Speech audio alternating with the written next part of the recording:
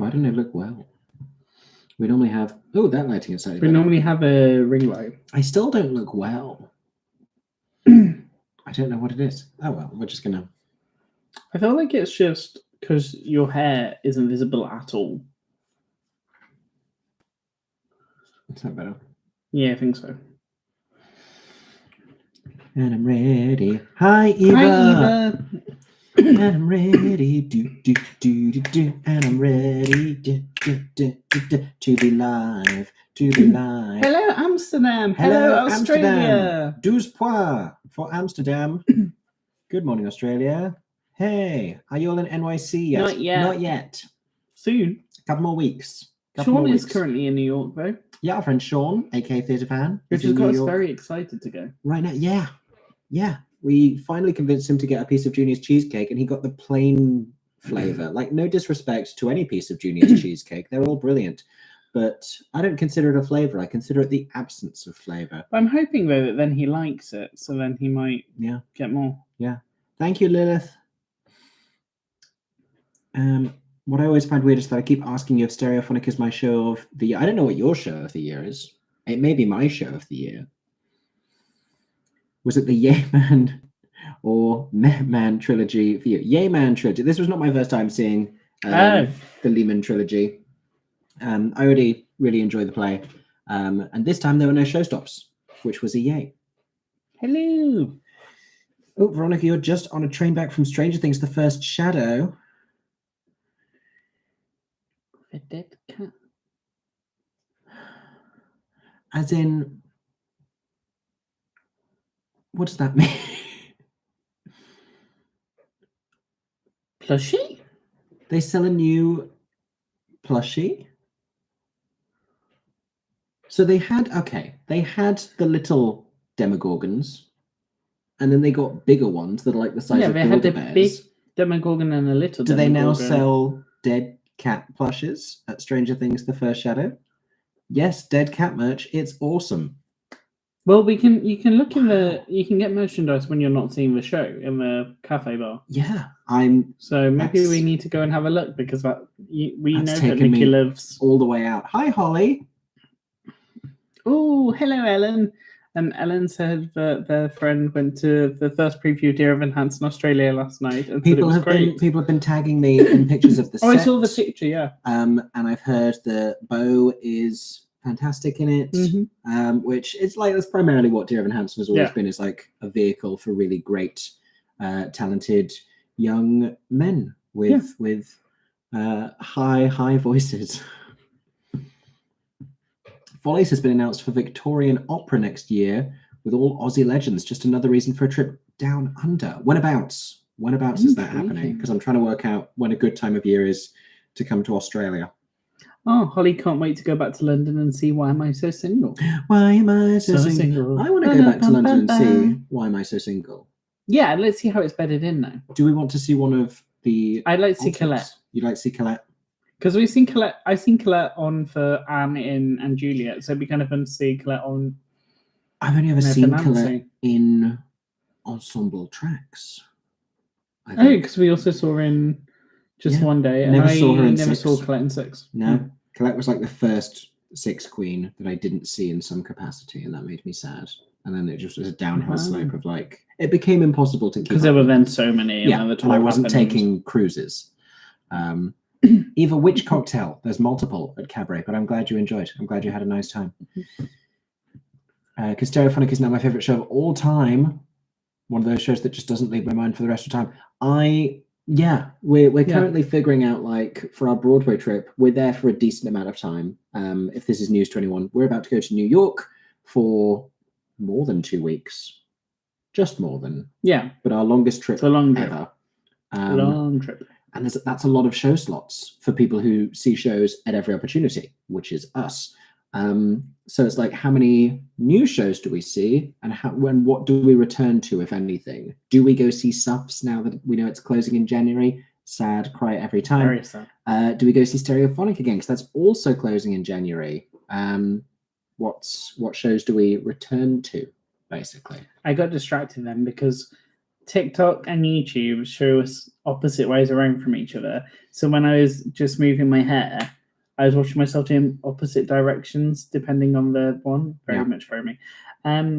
Michael's moving to London for 4 months in less than a month. Any tips? Wow. God, moving to London. I mean, you've lived in London. I've lived in London. I've lived in London. Yeah. Tube lines are great to know whether your tube line does night tubes on weekends or not. Oh. That's what I find really important to know, because it's good to know when your last tubes are, when you have to go to the night bus versus the night tube. On the night bus. And then I think a big bit of advice actually when I was living in London and going to the theatre was don't be scared to go to the theatre on your own and to just start talking to people that's at the theatre.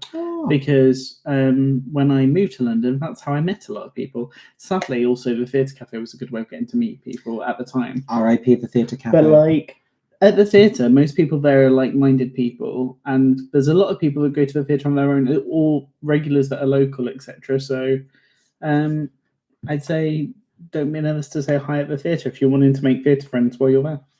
There you go. Any meetups or group events or anything while you're in NYC? We'll do a meetup. Yeah, we were talking about this with Kate. Yes. To plan one. Not sure exactly when it will be. And we joked about doing it in Schubert Alley, which, I mean, we could, but not at any point while Sunset Boulevard's on, we'll be seeing a show. Yeah. So, well, for UK peeps, because we never plan meetups. We have your show, but we've never done a meetup in the UK. Yeah. But we will be at MusicalCon. Yes, we'll be at MusicalCon. Both of us on the Saturday, me on the Sunday. Yeah. I'll be spending Sunday getting ready for my next live show at the Phoenix Arts Club at 7:30, MickeyJoTheatre Live. I'm going to be joined by Joaquin Pedro Valdez. I'm going to be joined by Tobias Turley.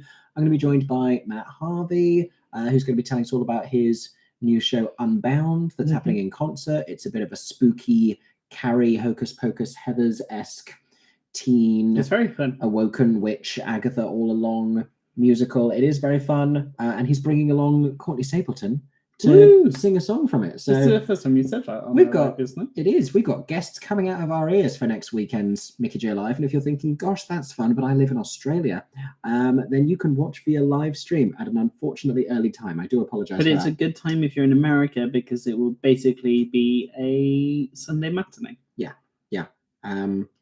But yes, from anywhere in the world, in fact, you can watch MickeyJoTheatre Live via live stream. Where will we be for Halloween? In New York. We will be in New York for Halloween. There you go. Oh, Ellen, hope you have fun at your Calamity Jane workshops. 9-hour rehearsal day. Oh, fun. At 9 hours of Calamity, that's a lot of Calamity Jane. Yeah. That's loud for 9 hours. Have we been able to keep away from all the first reactions from US musical theatre fans seeing Wicked? They've all been quite good at being like, so I've seen them come up, but I've not watched anybody's or listened to anybody's review. Unless you click into it and like sit down to watch it, or like listen to Sentimental Men's episode about it. Yes, we've not like watched anything that's like big and talking about it. So all I have seen accidentally and stumbled across is people being like, it's amazing, we loved it, it's the Wicked movie, which is like the reactions I anticipated from the people who have been to see it. I'm hoping we get to see the Wicked movie at some point soon. I did see one thing, which isn't a spoiler. Are you sure? Because you love to say things that aren't spoilers. No, it wasn't. Spoilers. It wasn't, but it has made me intrigued. I don't know if I trust you. It was. I'm not going to say what specifically it was. Okay. It was just it was somebody that's like a Wizard of Oz, Wicked, like an Oz in general person. Was it the Oz vlog? I don't think it was Oz vlog, but maybe. Oh, I love her. But it was one of them saying to watch the film, the original film back. Oh, I did see that, yeah. And it would be useful to watch that. And I was like, that explains nothing really, but that is interesting. Don't worry, it's not, there's no spoilers in there because I have no clue what. And to be honest, I would say that anyhow, because... Sorry, I'm just telling Instagram that we're... There you go. I would say that anyhow, is if you've not watched the musical, pre-watching it, watch the musical again. Sorry, or listen to it again. And to watch the Wizard of Oz film, because I think it'd be good to watch those before Wicked, because you can kind of see how well does the Wicked film work with the original Wizard of Oz film, because I feel like they'll try and link those up more. That's just a prediction I have. That's no tea. That's just, I feel like it's going to be more important that the Wicked films don't have massive loopholes with the Wicked. Sure. Right. Where are we up to? But yes, no. So I don't feel like I've been spoiled in that regard. Ellen said, "Love that you've got your own merch on your phone." Yes.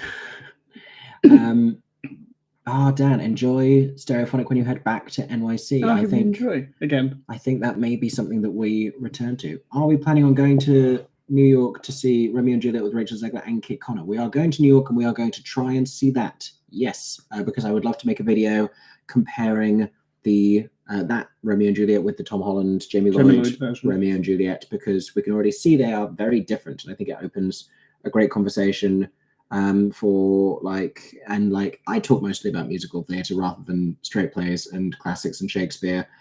So I think it's great to sort of compare two different Shakespearean productions, basically. What do we think of the recast for Sarah in Ragtime? Did you see her as Dorothy in The Wiz? Didn't. Well, we saw her at Bryant Park, My God, where they did a little preview of The Wiz. The vocals. Yeah, the were vocals incredible. From Nichelle. Yeah, she's great.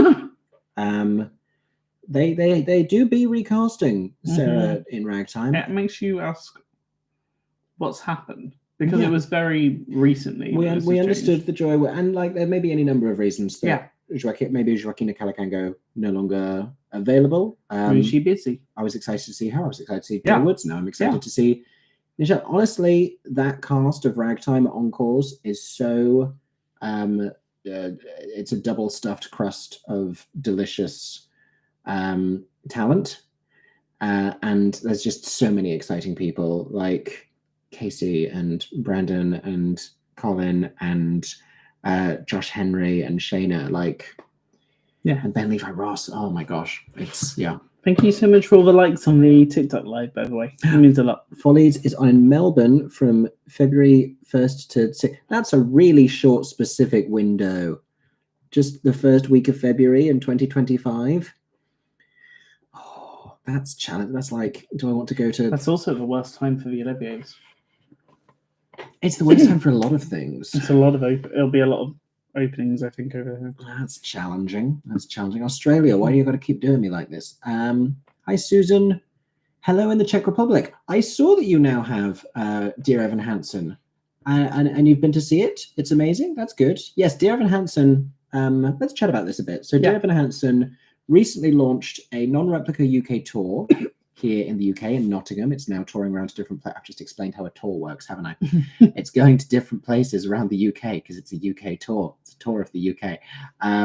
There is an Australian production which was announced first but started later. The UK got in there and preempted it. But that's just opened in Sydney. Yeah, I think Sydney first. So. It's then going to Melbourne, and then I think it's going to other places, as Australian theatre tends to do, because Australia don't have one central... there's not a couple of bigger ones, but they don't have one obvious, it's New York for the US. Anyway, we're seeing a lot of non-replica Dear Evan Hansen productions, that is to say, productions that don't have the same design, direction, and creative decisions as the original one, happening now because it's been made available for licensing. So the people who hold the rights have been do your own Dear Evan Hansens, just give us a little bit of money, but not as much money as you'd have to if you were doing the direction and choreography. And now everyone is doing it because it's popular and cheap. We've seen some Wickeds around the world, but Wicked is still very expensive because she flies and she's green and it's fantasy. And so you need a set and you need effects and you need a huge cast. Dear Evan Hansen is 12 people with nice upscale IKEA furniture. It's true. And maybe a window through which to wave, and a baseball glove, and a cast. As in an arm one, not people. So that's why we're seeing lots of Dear Evan Hansen non-replicas in the UK, in South Africa, in Australia, in Czechoslovakia, in Germany, in Czech Republic. Yes. What did it? No. Czech Republic. Apologies. And someone said the other one on my comment the other. I know nothing about places. Like don't. It's not Mickey Joe. Honestly, Places. don't listen to me when it comes to geography. Sweden and the Netherlands. I think I now have to clarify all of that with I think because I famously don't know things about places. I swear to God, if there's a better show to exercise one's jet lag than Jamie Lloyd's Sunset Boulevard, then it hasn't been. See, with jet lag, I don't like to try and like blast it out of my system. I think as a jet lag show for getting to New York, you like a comedy. Comic is always and the best. light. Yeah, Best comic jet and lag light. shows have been The Cottage. Yeah, if it makes Great you one. laugh, it's great because that'll keep you awake. I think the best jet lag show right now is Once Upon a Mattress. Yeah. It's not too long. It's not too heavy. It's funny. It's light. It's funny, and it's all about sleeping and staying awake. Just been to Carrie Hope Fletcher's tour. How was it? What did she sing? I'm now on the night coach down to London, seeing Starlight Express and MJ. Enjoy. That's a very bright and very, very big design. high energy. Yeah. Design. Combination of things. Oh, you tried the Toast of Mayfair. I think I had that one last time. The cocktail at Cabaret from the Green Bar, London Cabaret. Maybe. I can't remember which one I have. I think I've had the Toast of Mayfair. Someone had. We've ordered a it Toast of definitely Mayfair. rings a bell. We didn't have it in New York. In New York, we didn't get cocktails at Cabaret. We got glasses of Cava because I thought they were surprisingly inexpensive. But then they serve them in the obnoxious glasses that are really aesthetic, but when you spill half of it before you get it back up to the mezzanine. Yeah. Anyway, have you ever seen Moulin Rouge? Yes. In the UK and in New York. I think I've seen Moulin Rouge 5 times. I think I've seen it 4 then. Twice in New York. You saw it with your mum. No, I think we've seen it twice together in London. Oh yeah, so then I seen it 5 times. Because did you not see Jamie Moscato Yes. with me? Yes. So the Jamie Moscato time, the Tanisha at the tables. Yes. And then I saw with your mum. Yes. And then twice on Broadway because we saw Aaron today, and then we went to Titus Burgess' second show, and he was sadly not on. Yes. Still can't believe I spent that much on a cocktail though. Listen, they'll get you. They will get you. Cocktails are expensive At the Kit Kat Club. in general. Normally. Are you going to try to see Saturday Night Live when you're in New York? Someone tell me how this works, because Chappell Roan is appearing on Saturday Night Live. I think it's Chappell Roan and John Mulaney might be the combination. But I'm a huge Saturday Night Live fan, and I would love to go to a Saturday Night Live taping, but I don't know how early in advance, how much of the day I need to spend stood in the street. I'll do it. If I will do it. Someone, give me the advice. Someone slide into my DMs with the SNL, and is there any point me even trying? Is it going to be? Will it clash with things as well? Well, it'll clash with I think I can afford to give up one show slot. There's a digital queue, then a physical. Oh, Ben is here. Hi, Ben. Obviously, you would know this. There's a digital queue, then a physical queue. It's complicated. Okay. I taught math for a number of years. I can handle complexity, or I can't. We'll find out. You both inspired me, and I've booked my first Broadway trip for April next year. Currently, I'm seeing Othello, Death Becomes Her, Little Shop of Horrors, and Sunset Boulevard. That's already a really fun lineup. No, that's perfect. Yeah, that's a great mix. Because you've got quintessential classic off-Broadway musical. Yeah, Little Shop. You've got high-profile cast new Shakespeare. You've got Sunset Boulevard, huge revival talked about, buzzy. You've got Death Becomes Her, which is brand new musical, which is the opposite to that, which is my gosh, love. That's a beautiful combination of shows. Excellent choices. Much respect. Oh wow. Beatrice is here and just got home from a stagey trip to Salzburg. Sound of music galore. To Salzburg? See, I would do this. Yeah, it sounds cool to go and I want to know how much there is I know there's a tour. Yeah, how stage is it? And I assume Scott. Oh, hi, Scott. Oh, thank you. Thank you. That's so kind. Congrats on the Kinky Boots tour. Yeah. How exciting is that? Very exciting. What a fun group of people. Yes. Interested in your Romeo and Juliet review. Broadway World buzz is that Kit Connor is the highlight. That's what I've heard from my friends. I've heard that he's really, really good in it. Yeah. And I think, especially the way he acts, not just like, I don't think when you see any great actor on screen, you automatically go, they'll be amazing on stage. The way Kit Connor acts on screen makes you think he's going to be brilliant on stage. Yeah, I agree. Because of the expressiveness and the emotional vulnerability of it.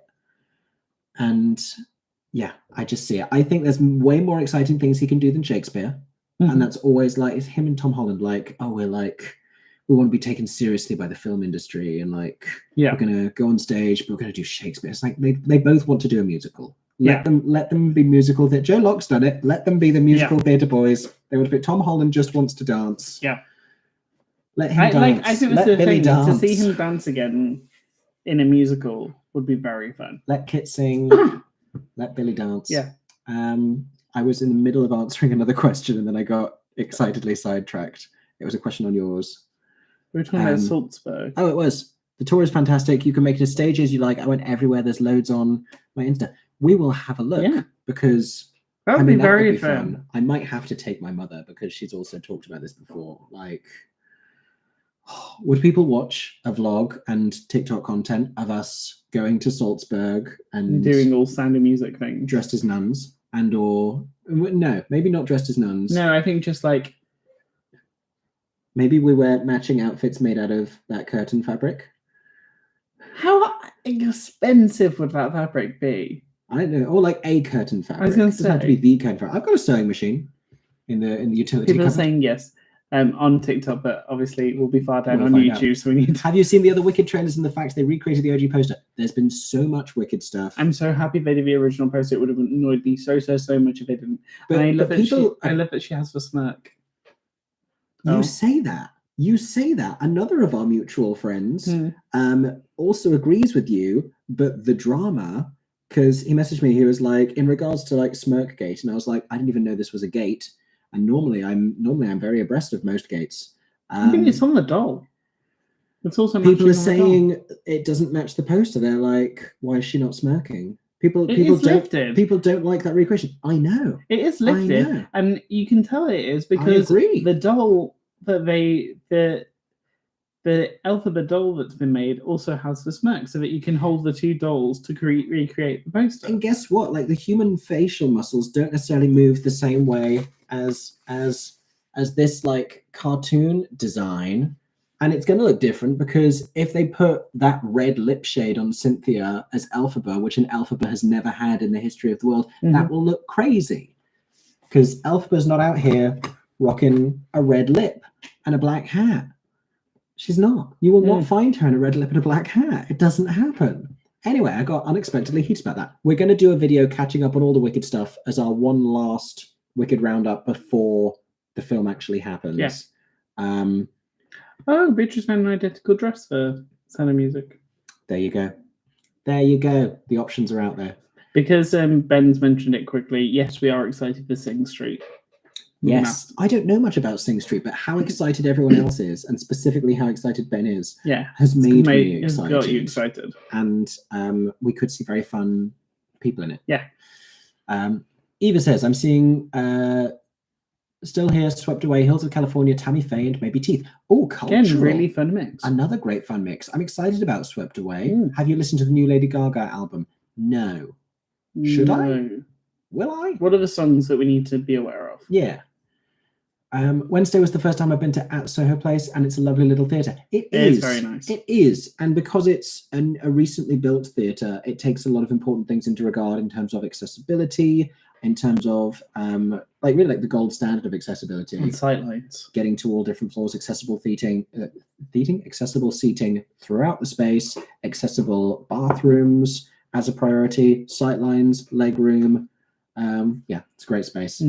And the Wi-Fi password is Soho Place, I think.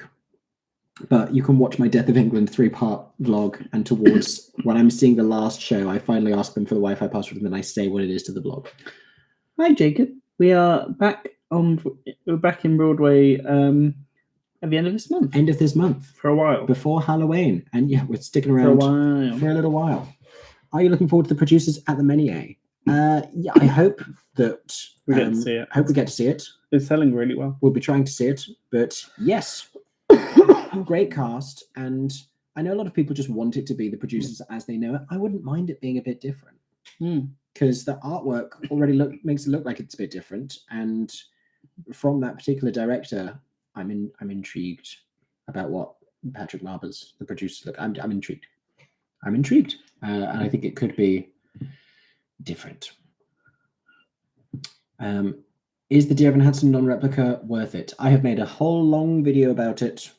You could decide for yourself. I think it depends a lot on your pre-existing relationship to Dear Evan Hansen, because I know some people really love it and feel very emotionally connected to it, at which point I would say you're going to love any version of the show because it will still speak to you regardless. Other people resent it almost at this point. I think there's very strong feelings about Dear Evan Hansen among the theatre community. Some people sit in the middle. I think I feel moderately about it. Claire, I hope you enjoyed Anne Juliet and Wolverhampton. I was there earlier this week and had a great time, so I hope you did too.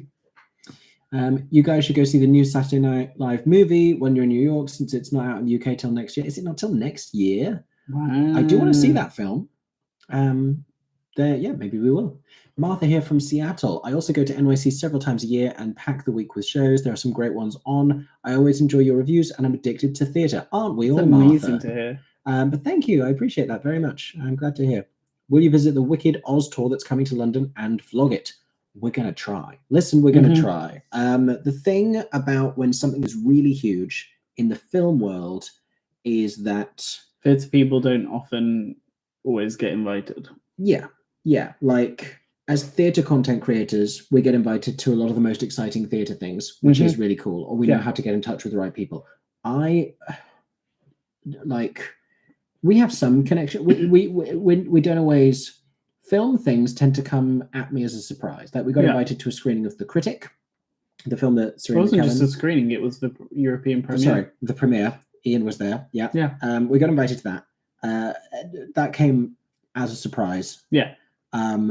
Mean Girls, nothing happened because I don't think they wanted to really play on the connection to the musicals. And the musical was coming to the West End. We got invited to a screening of Disney's Wish, which was a surprise because that's not super musical theatre-y. Yeah. Obviously, there's songs, and there's Ariana DeBose, like there was a connection. And The Colour Purple, we went to a screening of. We never really know what's going to happen because Wicked is this huge thing at this point. They're doing partnerships with everyone. They could invite the biggest influencers with the biggest platforms, which is not us. We have large platforms among theatre content creators speaking to theatre people. So I really hope that we can go and show everything that they're doing. I already feel overwhelmed by there's so much that we could be saying about Wicked, and there's so much we could be doing running around London showing you. Aaron's been trying on his TikTok, as you may have seen people following Aaron on TikTok, showing all the different products and merchandise that's out and about, but hopefully is the answer.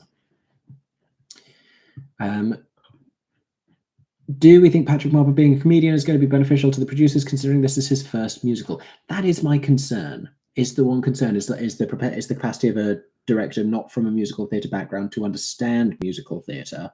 But I don't know if that matters as much with the producers. Comedy obviously is the most important thing to that. I just hope it's a bit different. I would like to see what an alternative version of the producers looks like. Hello, everybody. Have you seen A Face in the Crowd? No, we haven't. I didn't.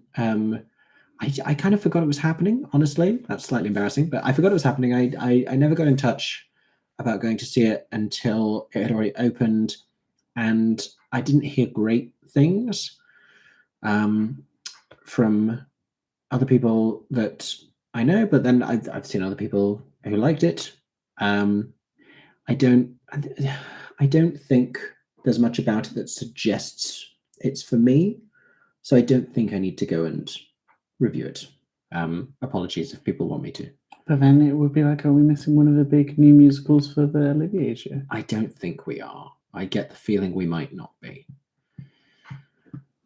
I was doing so well and now I've fallen behind. Do you think a cabaret movie remake should be made staying more true to the original Candor and Ebb musical? No, not necessarily, because I also don't think that faithfulness to the stage version is the key to movie musical success. No, and also I feel like there's a lot of musicals that have never been adapted to the film and haven't had the film versions that deserve it. I feel like should have preference. Yeah. Like, I feel like really what if they're going to do a different thing for Cabaret, it would be a pro shot of a production of Cabaret, because that is what we've not seen. Yeah, we have. Don Ma, Alan Cumming, Jane Horrocks, Sam Mendes. I mean, recently.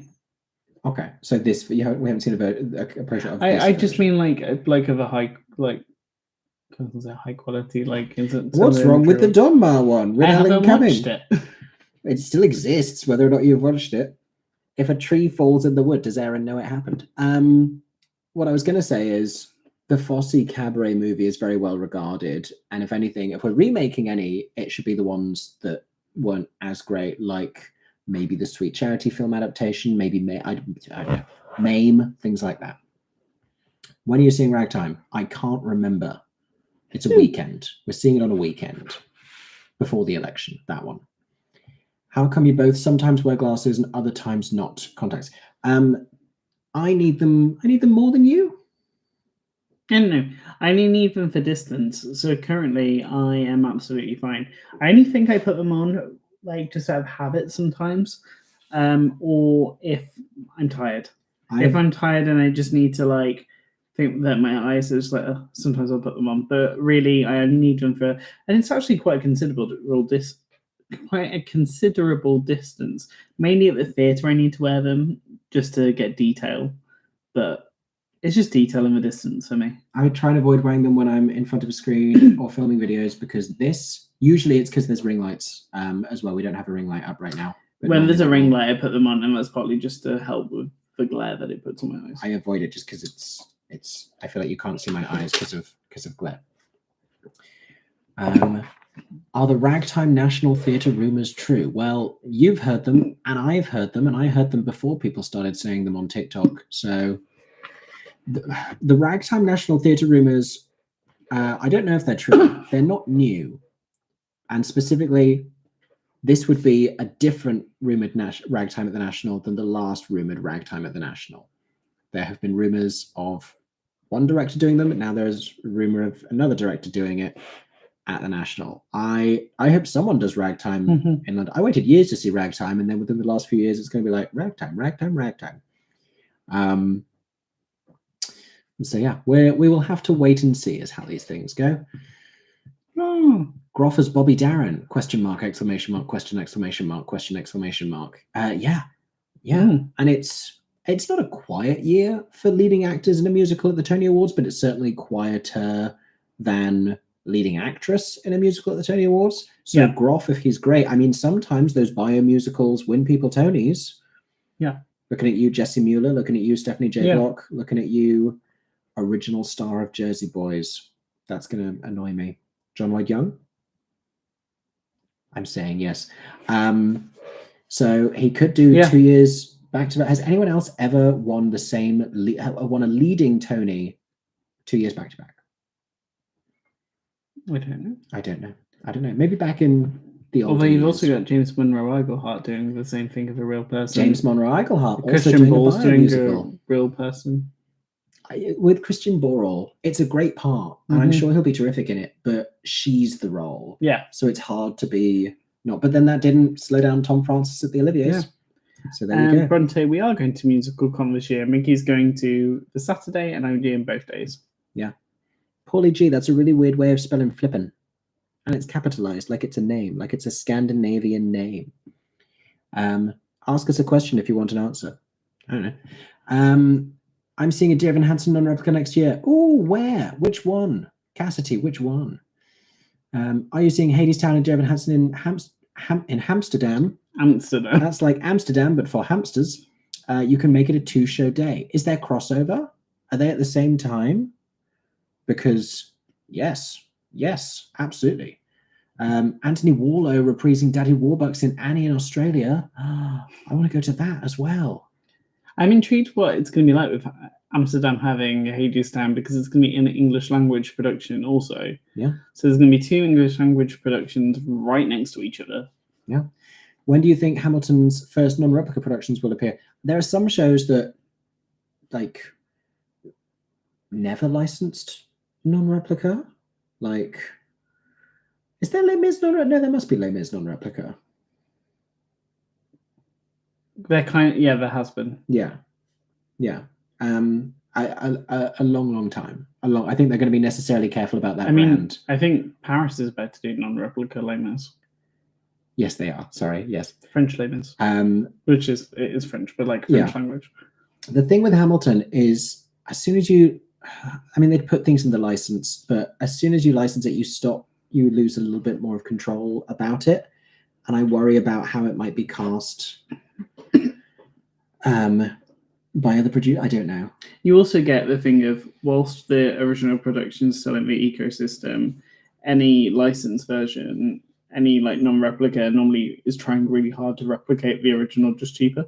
Yeah. So it normally takes a while until you get actually like unique takes on it. Yeah. I saw The Connector the day I got to New York and nearly fell asleep in the MCC. I love The Connector. It's not a good jet lag show because it has a really substantial book with long scenes. Yeah. Which I don't think that bodes well for jet lag. Another YouTuber said Sunset Boulevard grossed over $1 million. Hold on, Maddie. You're watching another YouTuber who's talking about Sunset Boulevard? I'm joking. Who? Because who else is talking about Sunset Boulevard on YouTube? I'm fascinated. And it's a success, but Cabaret only grossed $900,000 plus and will close before the new cast can finish their 6 months. Thoughts? I have no insight into how much Cabaret costs. I know it's expensive, more so than everything is expensive these days. So I don't know. I hope that's not the case. And I hope that Sunset Boulevard does very well. I wish for success for all of these things. Did we go and see a show tonight? What did we see today, Aaron James? We went to see Your Family in Bonnie and Clyde. In Christchurch. Bonnie and Clyde. We did. We went to the Regent Centre in Christchurch, Dorset, England, to see my sister and my dad, who were both in a community theatre production of Bonnie and Clyde. Yeah. And I was also in it as the pre-recorded voice of a radio announcement, which I forgot until it happened. And then I was like, my pre-recorded voice got 4 words in, and I was like, oh yeah, I did that. Yeah. And your mum turned around and gave you a round of applause. I said a sentence. Good job, mate. I look forward to seeing you both next Sunday. Yes, see you Sunday. Yes. Maybe Saturday as well. I dare say you'll see us on Saturday. We'll be running about, probably. Yes. Where do you think it's more frowned upon if a principal bows out regularly, unscheduled off performances? West End or Broadway? I don't. Both. Wicked is the answer because there's no other role that I think is scrutinized as much as Elphaba. Like, as soon as people start missing Elphaba shows, you can miss one Elphaba show in your first 3 months at Wicked, and people will be like, "Oh, well, guess she's gonna." Yeah. Because people are mean to women, and also, they did do great. Oh, hello. Yeah, people are. Where was I? People hate women regardless of if they're green, and and aren't considered the fact that Elphaba should have an alternate and is an insane role to sustain. And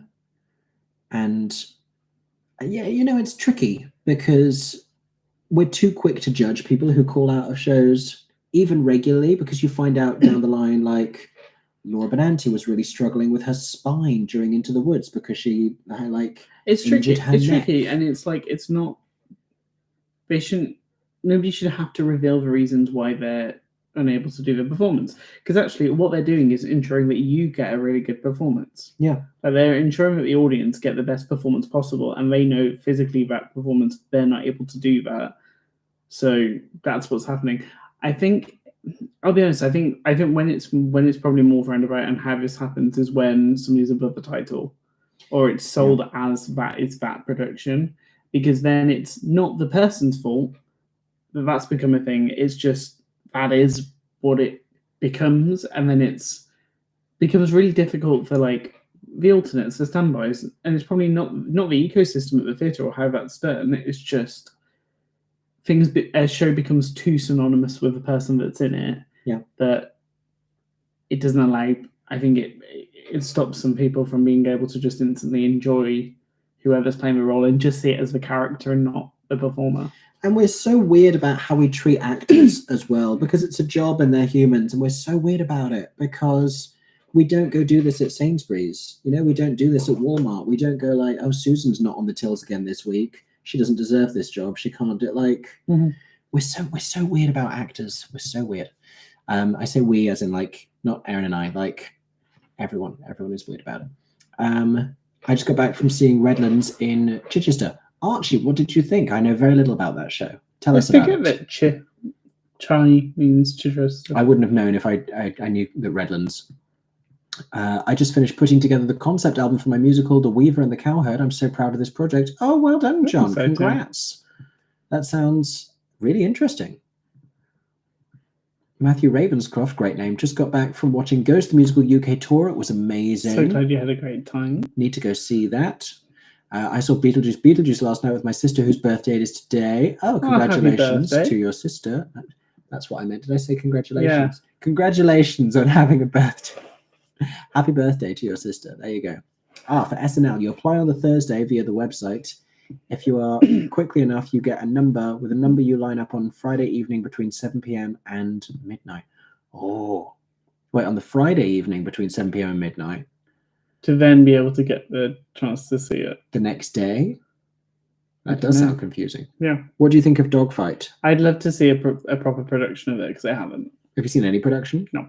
Oh, I saw a student one at the Edinburgh Fringe. I'd like to see it. I really enjoy Dogfight. I love the music. I need to. It's one of those shows that I don't want to comment on until I've seen it. I really like it. Like, I know I love the score, but I want to see it to fully understand. I'm a big fan of Dogfight. I like that it's edgy and grey area and difficult. Yeah, it was a great student show, and I'm picky with. I don't like seeing student shows where the age inappropriateness of it all is going to bother me too much. In Dogfight, that's not a problem because you're seeing young people playing predominantly young characters. And it's like, I'm not going to go see a student company or Follies unless it's some clever production about them like performing the role of older characters through some kind of a guise. Oh, I've talked myself into that now. I quite want to see a version of Company where like we know that they're 20, but they're playing. Oh, yeah. Let's catch it though now. These questions. Have you read Angela Weber's autobiography? I've been meaning to. I've really been meaning to. And I think if anything, I should do a reading of it, perhaps live on social media. I've never seen Curtains, Kate. I hope you enjoy Act 2. I love that you've just been with us for the interval. Oh, yeah. I didn't realise Kate was in an intermission. Enjoy Act 2 of Curtains. I do not know that musical that well because I missed it when it was here. To show people. That's the only song I remember from Act 2 of Curtains. Cool. I watched, they did a recording. Oh. I think. I'm sure I've seen it. I forgot it was recorded. Hi, Neve. Hello. Mary Pamela Perez. I'll be in New York City the week of November. Will you still be in New York then? No, that's... No, we'll have been back. We'll be back in the UK then, I think. Because I've got a live show mid-November, so we're coming back. Sorry to miss you, but hope you enjoy Death Becomes Her, Oh Mary, and Once Upon a Mattress. That's a fun, campy, laugh-a-minute trip. That's a fun time. What show with no director would work with a different guest star actor every night, like White Rabbit and Red Rabbit in Soho Place right now? I think probably only works with plays and not musicals. Yeah. Because you couldn't. Oh, there'd be such a smaller amount of people that would be able to do sight singing. Unless you did it with well-known songs. Well, even then. And like made the audience sing a lot. I think there's some... Even then, though, I feel like it would... I haven't seen White Rabbit, Red Rabbit, so I don't know enough of how that works. Oh, you love my outfit. Thank you. I appreciate that. Hi, Dylan. Based on your reviews, I'm going to see Little Shop and Suffs. Oh, I'm glad. Oh, I'm so pleased. I hope you enjoy both.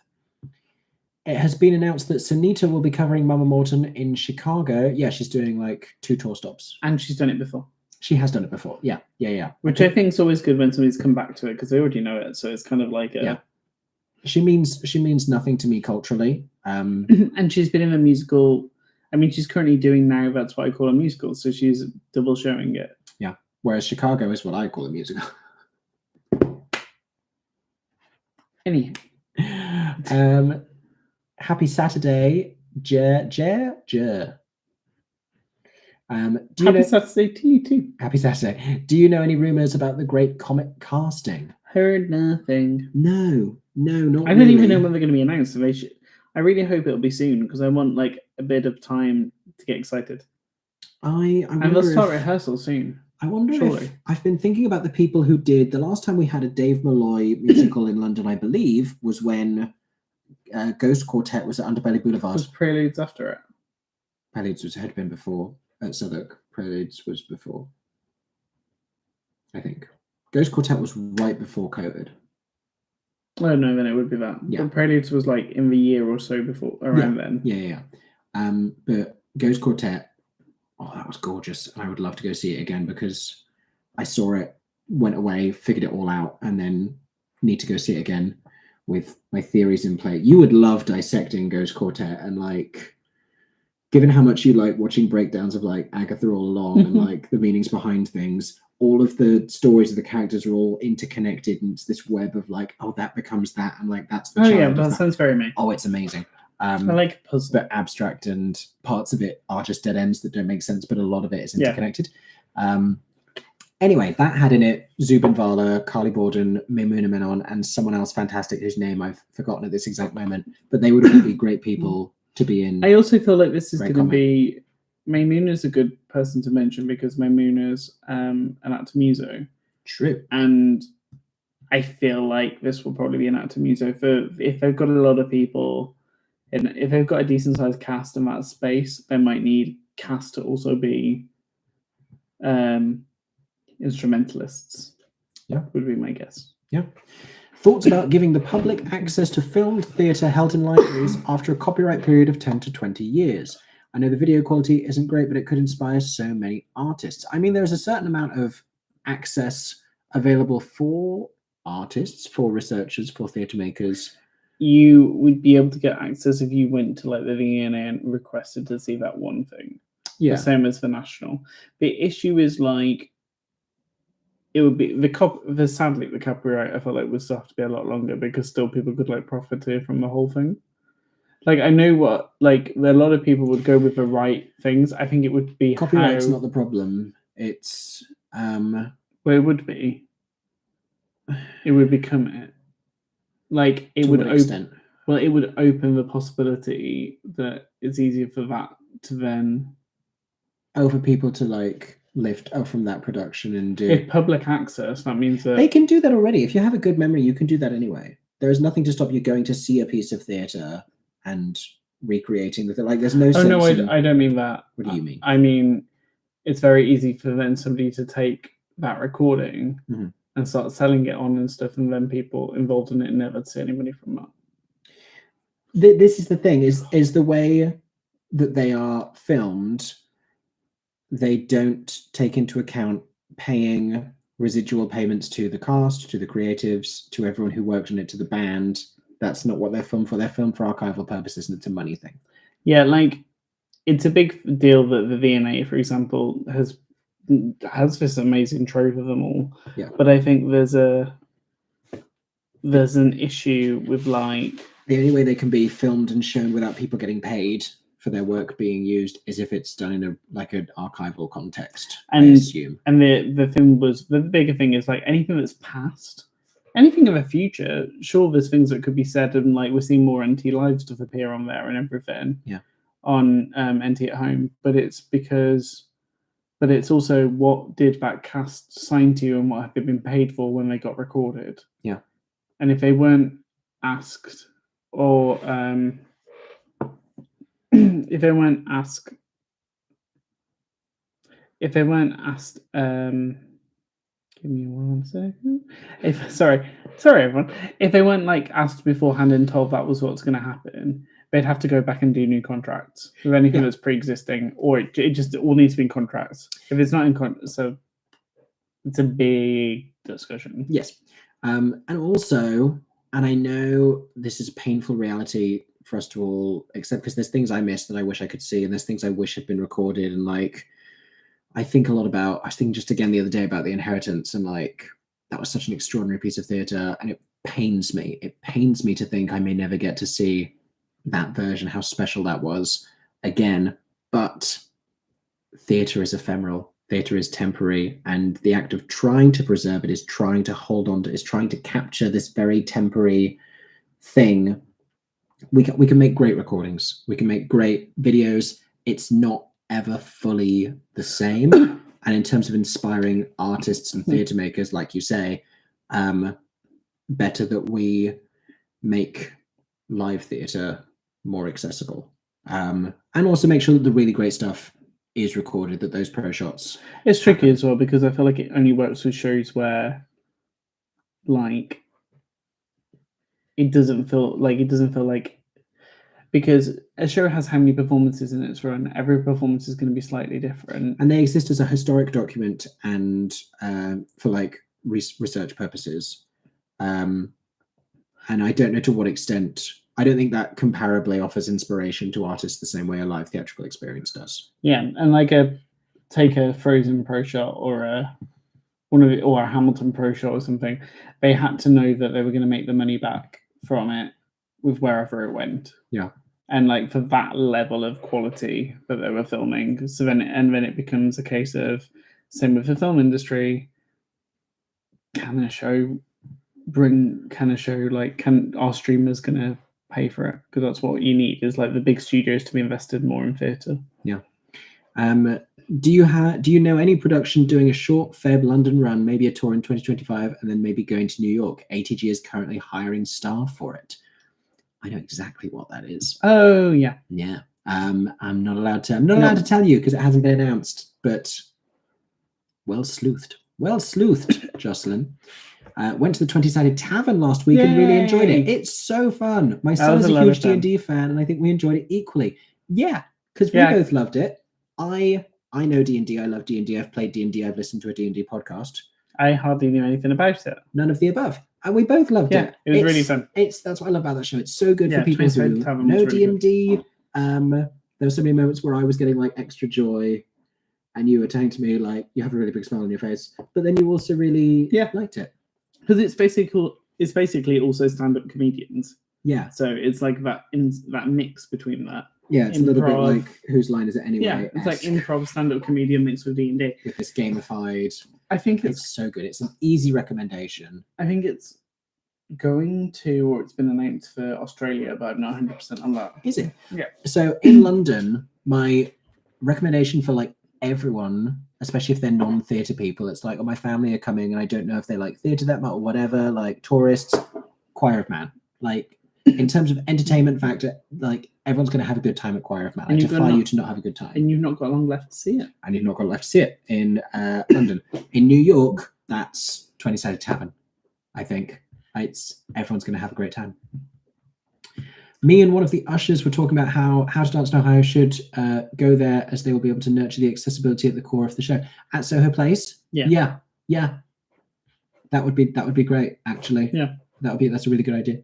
What are you most excited about for this West End winter season? What's yours? Titanic. I had a feeling. I'm also I'm intrigued about the Lightning Thief musical, just intrigued in general. But I think it's Titanic and then Benjamin Button.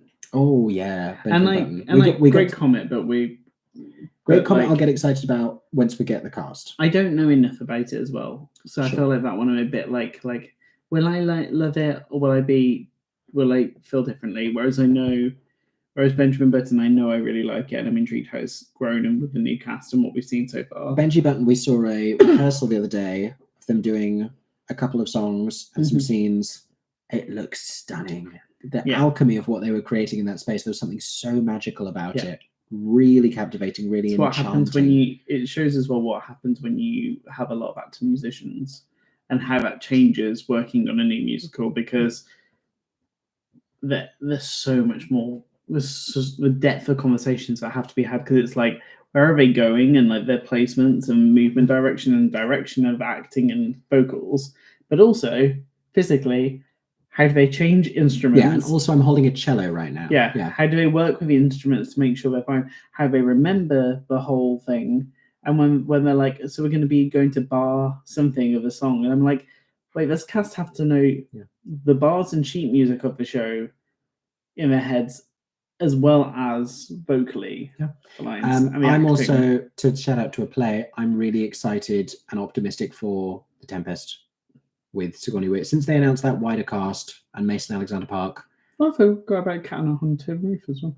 Also Cat on a Haunted Roof. Yeah, there's lots to be excited for. I'm going to see A Rock of Ages in Henley near Reading soon after MusicalCon, then going to see 9 to 5, another amateur production. There you go. Are you guys fans of Blood Brothers? I love it, and I'm seeing it for the second time next year. I've seen Blood Brothers twice. I've seen it quite a few times. Yeah, Blood Brothers is a classic. I think still hits in the feels. It does still hit in the feels. Made me cry the first time. I think the story is very powerful. There's little things. I would like a new production of Blood Brothers. I don't think we're going to get a new production of Blood Brothers. But I think there's little things that could be done just to reinvigorate that one a little bit. I've never seen a dance show before, so I'm excited for the 25th anniversary production of Still Here. Will be my first one, considering how groundbreaking it was when it was first put on. I don't know that I know very little about the dance world. There are a few songs from musicals on her album. Oh, Gaga, this is like If My Friends Could See Me Now and Good Morning. Also, did you watch the Joker film? I didn't particularly like the musical parts of it. I haven't watched it. The thing is, I'm very behind on anything DC, though, to be honest. Marvel is like in a... But it's not even a superhero film. It's like art housey. Yeah, it's like it is superhero, but it's superhero, supervillain, but it's like genre sided. If I may, I feel like I say a lot of I feel like I bring a lot of very nuanced art criticism to the internet, or at least I try to. I'm going to say something a bit reductive right now. I never saw the first Joker film because it felt like the peak, the height, the crest of straight culture. Like, it felt like that was a film for straight men. And then they put Lady Gaga in the sequel and made it a musical, which is the gayest thing you can do to a film franchise. So I just feel like there's an identity crisis here, and I don't know who that film was for, because how was Lady Gaga in this film and I had no interest in going to see it? That's the crisis happening here with Joker. That's what I have to say. Any thoughts on the new cast of Stranger Things, the first shadow that just got announced? Some exciting names. I'll know more once I go see them. I do think I want to go back and see Stranger Things First Shadow again. And apparently I need to go back and buy the new plush. Who would you cast in the new Guys and Dolls movie? I forgot that's happening. Oh, I forgot that was happening as well. I don't know why Daniel Radcliffe just entered my head. Daniel Radcliffe. Who are we going to cast in the new Guys and Dolls movie? For me, it's like, who's the Adelaide? Because I feel like all the other roles, I'm like, they can be generically done, they can be different ways. Like the other roles, I think are quite easier to put people in. But I feel like the Adelaide makes the product. No, but I feel like I'm not laughing at you. I'm laughing at the names that are coming into my head. Yeah, it's hard to know which generation. Yeah. Are you talking about as well for an Adelaide? Because that, like, I can think of people, but then I'm like, what age is Adelaide? I mean, the age that she's often portrayed by and the age that she canonically is, I think, are two different things. Mm-hmm. But then we've seen a lot of different casting of Adelaide recently. Even with like, was it Jesse Mueller and Philippa Sue? Even I feel like Jesse Mueller, I feel like was very different Adelaide casting. And then obviously here in London. Why did Melissa McCarthy enter my head? That's who came into mind. I think it's because we just watched Only Murders in the Building, and it was very much an Adelaide vibe. We did. Met the cutest lady when I saw your line, April. She was like 60 and such a big fan of yours. Oh, that's so nice. Oh, that's lovely. Thank you so much. Adam Godley's Cliff Bradshaw, my beloved. Yes, you got to love Adam Godley for doing the Lehman trilogy and then doing the Britney Spears musical on Broadway. Like, I know why he did it. I understand the connection there, but just a spectacular combination of credits. Thank you everybody for the likes and everything and guests, etc. on TikTok. It means a lot. We will be seeing Little Shop at the Sheffield Crucible this Christmas because Georgina Onwar is in it. Yes. And that makes us go see stuff because she's sensational. Christopher says, I'm really haunted by Hills of California. Miss Donnelly's performance just killed me. Need to see it again. Isn't she remarkable in it? She's fantastic. She's going to get that Tony nom and she's going to deserve it. And maybe she'll get the Tony and she'd deserve that as well. Sunset Boulevard on Broadway, the footage of Tom Francis and the lady in the blue hat, it's being talked about, risky to him. What do you think they will do if they pull the walk scene? They're not going to pull the walk scene. They're very proud of the walk scene. And it still hasn't gone wrong. It hasn't gone wrong. Like, they've had curveballs. It's gone not as planned. It's gone not the way they would have liked, but it still worked every single time, and Tom Francis has been fine every single time. They adapt, they overcome. That's what previews are about. They're figuring out. They're looking in what's the A, what's the AB, what's the B option, what's the C option. They're figuring out what the long-term solution is. I also, I know we're all overanalyzing this on YouTube, and we're all like, this is my idea. I think they should do this. I think they should do this. Are we assuming they have no one working on that show who is looking at the street or thinking about these things or having these conversations, and that every night they're like, just go out there and we'll see what it's like? Like, they're taking these things into account. They also have already dealt with a ton in London. I feel like sometimes people forget they dealt with a lot of different weather situations in London. They dealt with a lot of different people in London. The street they did it on in London is a lot smaller than the streets that they're doing it on Broadway. Yeah. So, are we seeing Sunset when we go to NYC? This is the $1 million pyramid question because it's so buzzy right now. I want to go see it again, but it feels a bit redundant to make another review video of the same cast in the same show.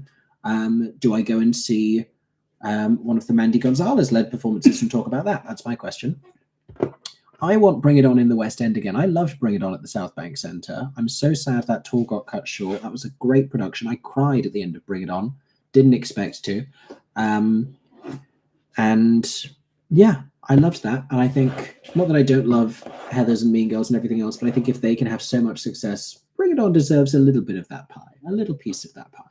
Susan, I'm glad you enjoyed The Real Thing at the Old Vic. It is a very funny and clever play. And I also loved the stagehands getting stagey moments.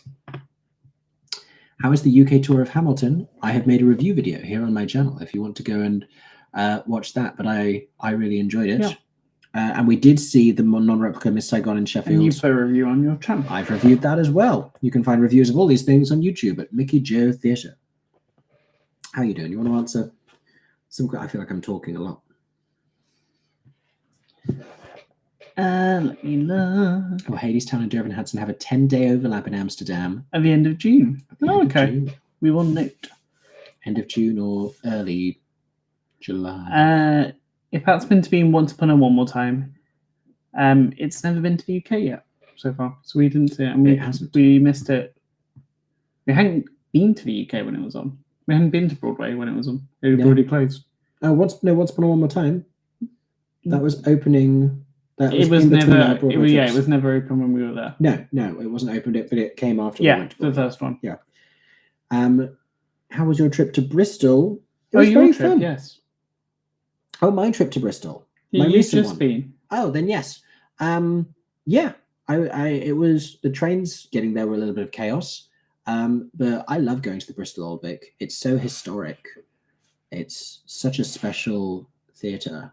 And getting to see contemporary queer work there is thrilling. So yeah, enjoyed very much. What we didn't get to see Start for 10. I kind of regret that we didn't get to see it because I'd love to be able to talk about it. I'm a bit sad about that one. Yeah. But hopefully, I mean, they had a commercial producer attached, so it definitely was a pre-West End tryout. But the issue that we have currently is there are not many theatres that are free, and Where's it going to go? there are a ton of shows that are currently circling. There are a ton of theatres currently that people want, and they need to wait for shows to either become free or shows that you don't think will run for ages are. So there's lots of reasons. Basically, we just don't have the theatres. We don't have enough of the right size. Yeah. I hope you enjoy Once Upon a Mattress, Glenn. Yes. Oh, yes. Enjoy Once Upon a Mattress. I'm attending the HD of Grounded next Saturday. Oh, yes, the Janine Tesori opera. Enjoy that, Christopher. Enjoy. Good morning from Melbourne. Seeing Tina the musical tonight. Enjoy, Tina. Enjoy. Tina Sparkle. What's that from? That's Strictly Ballroom. That is Strictly Ballroom. I apologise. I launch readily into broad Australian accents. I get it from my parents. Did you see Suffs is closing? Yes, and I'm very sad about it. Yeah. I haven't made a video. I didn't rush out a video. A announced at like midnight, and I was sleepy. Yeah. And I just posted a different video about Heartstopper. I'm not going to do a video like why is Suffs closing, because the reasons are not complex. But I am going to do a video talking about the number of shows we've seen from this current season not run for a year. Yeah, because you're not spoken about Water for Elephants. I haven't spoken about Water for Elephants, so I think that's something that we'll talk about, because a bit of a trend that we've seen with this year, with last year as well. And last year, yeah. How many shows from the last season got into this year? And before it, we were saying there's only really been a lot of these years. There's only one show, one musical that makes it past their season. And credit to Anne Juliet and credit to Back to the Future as well. I mean, The Outsiders and Hell's Kitchen also doing very well, but credit to both of those for doing well without the love from the Tonys. Yeah. There you go. And both started in the West End. Mm. Queen Patty during Agatha All Along press got asked about movie musicals. She said The Outsiders with current Broadway cast and show in all its glory. You've missed something in there, a verb or something. What was she asked and what did she say?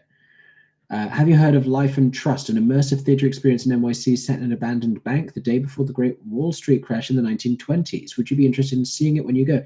Yes, I have. Who went to see Life and Trust?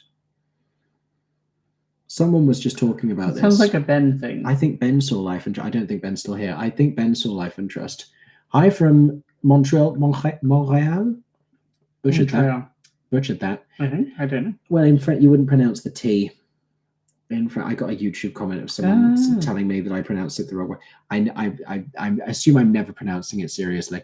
You were in the UK recently and saw Carrie Hope Fletcher's solo show. Oh, I hope you enjoyed. Did you see Waitress when it was in Montreal? Did you see French Canadian Waitress? Oh, yeah. I've lost it again. I've lost it.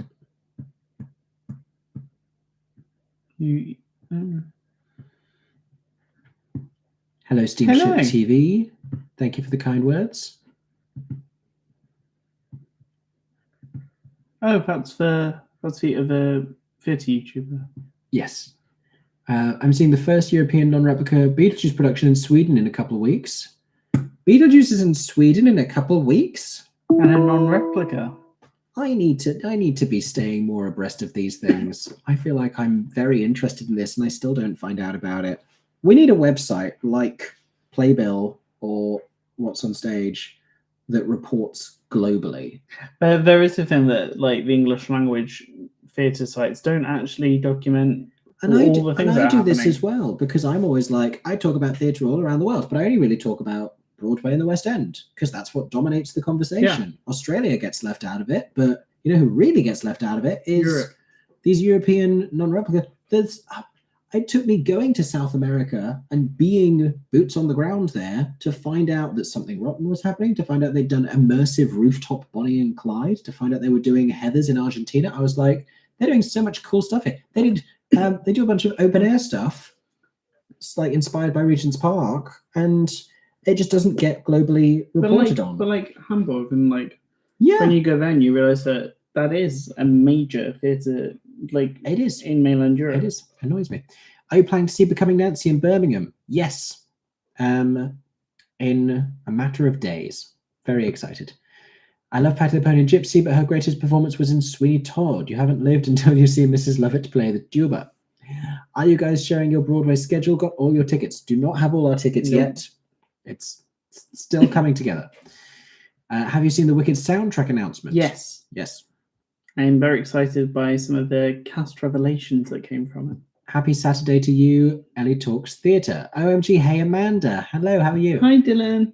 Redlands, I didn't realise Dylan was already here. Yes, yeah. Redlands was quite strange. The use of music was very similar to Standing at the Sky's Edge. Similar use of the auditorium worked well. Yes, James, we are really excited for Hello Dolly at the Lido. Yes, because another one, great cast. Great cast. Incredible and they cast. do fun things on that stage. Because it was a Paris cabaret venue, the depth of that of their lift. Yeah, they have this hydraulic lift thrust stage, insane. And then they're like, "What if the whole thing just like went down a floor?" What about if it suddenly became water features? Yeah. Any guesses for a stunt casting for Operation Mincemeat on Broadway? I don't know. I just don't know. Does a newt fear death? I just don't know. Because I don't know. Stunt casting doesn't sell, like mid-tier stunt casting doesn't sell as many tickets as you think it does. And I just feel big names. I feel like they've always been committed on it being the original cast, and I think I think people discuss it and talk about things, but I don't think there's ever been that option. I think the kind of stunt casting that they would actually need to sell a buttload of tickets is going to imbalance the nature of the show, because that show doesn't work when you have one like big star name that means something to an American audience and a bunch of other British theatre makers. Like, I don't understand short of doing it with like a bunch of SNL alumni, and like Kate McKinnon would be hilarious as Ewan Montague is one thing that enters my head. And Daniel Radcliffe would be a great Charles Chumley, but I don't see these things happening. Do you know what it feels like? It feels like the most recent series of Only Murders in the Building, where they have the celebrities playing relatives or themselves. No, Eva Longoria and Eugene Levy. It sounds silly as I even try and theorize about it. Ghost Quartet is on in Sydney early next year. There you go. And Great Comet is also going to Canada next summer. Toronto. Are you seeing Spelling Bee with Bonnie Milligan? No. I'm really sad about it. And not just with Bonnie Milligan, but Noah Galvin. I'm in it. Yeah. Amazing cast. Kevin McHale. Great people. Great people. Everyone. I just really want to see Spelling Bee. It's one I regret never seeing. Yeah. What's your least favorite long-running show on the West End? Okay, first of all, it's in the West End. And I'm only going to at you about that because I don't like answering this question. As the same way someone asked earlier, what show do we want to close? I don't like answering this question because it's not trivial to the people who work on that show and whose jobs it is to work on that show. So I don't wish closing on anything, nor do I don't think I have a least favorite long-running show on the West End. I also feel like there's shows that are you learn, like, they have a specific audience, and I really value what they're there for. Yeah. And, like, sometimes also I'm just like, that show being there means that producer is making these shows, and then I really value it. Yeah, it's all an ecosystem financially. I know that's not the most, like, fun question, but that is kind of how I think about things. Which are we more excited about, Moana 2 or Wicked? I need to hear. You can answer. No. You can answer the question. Wicked. There you go. But you're more excited for Wicked. You are more excited for Wicked. I think so, but I won't lie. I think I'm more excited to hear the music of Moana 2 than Wicked. Because I'm really intrigued. Because it's Follow and Bear, and I'm intrigued what their writing's going to be. Yeah. No, I am as well. I am. Thoughts on the winners at the Stage Debut Awards? Oh, great winners. Yeah. Very well deserved. Brilliant. Lovely Jack Wolf. Lovely. I've forgotten everyone's names. Lovely Jack Godfrey. Nathan Amsey and Joe Ransom and Grace Hodgett Young, and yeah, Jeevan when he came. Jeevan. Oh my gosh, fantastic winners at the Yeah. Stage Debut Awards. Very happy with those winners and Yeah, just with all the same. nominees, because I think just getting that nomination meant a lot to people. Yeah. We are seeing Becoming Nancy next week. Yes, we're seeing Very Becoming excited. Nancy, everybody. Are cast albums with replacement casts ever done? Is it a lost cause for me to hope for a cabaret album with Adam Lambert? With replacement casts, if there's been a cast recording, singles are possible. They do little Singles are EPs possible, or singles, because they did. Raven Simonier did something for Sister Act. She did. She did. She did. It has happened. Just Rarely. oh, Cabaret, it's already happened. They did it themselves. Self-esteem. Oh, there you go. That they but I don't know if it was just them doing the songs, but differently. But I know they released some of their songs when they were both in it. I don't think the first couple of rows at the National are painful. I don't believe. Not that I remember. I have sat in the front. I've sat in the front rows at in the Olivier and in the Littleton. Oh, it's dependent on the show and which show you saw. Because I remember with The Witches, when we were that far forward, that I was like, that is very high on my neck.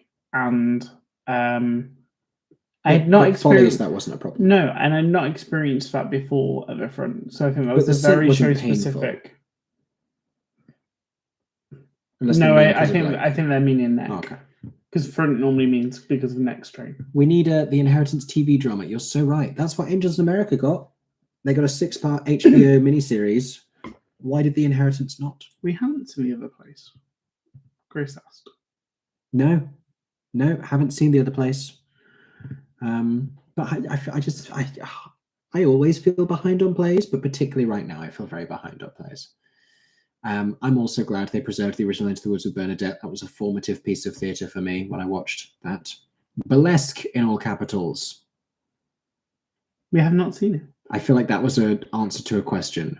And at no point during this live have I thought about burlesque, so it wasn't the answer. No. If I asked a question, burlesque was not the answer. I feel like that's about the ATG thing. Oh, the show that's returning. Maybe that was not that. No, it wasn't that. When do you think, if ever, we will get Dear England on NT at Home? I don't know. I don't know how NT at Home works in terms of when we see things on there.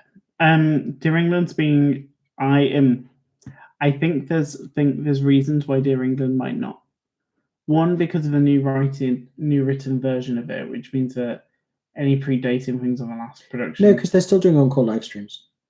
But Dear England's been turned into a TV series. Oh, then that. There you go. But Fleabag has gone on like...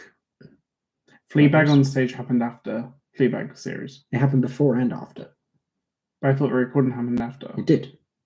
That's what I mean. Okay.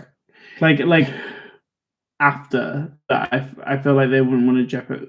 There's probably a thing with the TV series that they don't want to jeopardize it. Similar with Standing at the Sky's Edge. Yeah. When are we seeing Benjamin Button? Sadly, not until after we get back from New York, because their press performances. We're in. You actually got invited to. No, you did.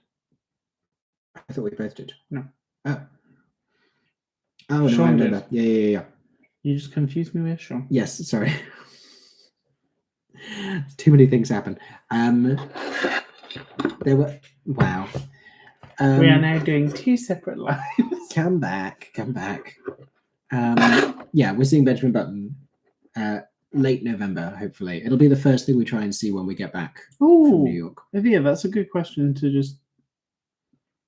Because I don't think you've been asked that recently. Do we ever feel overwhelmed by everything stagey? Announcements, rumours, press nights, reviews?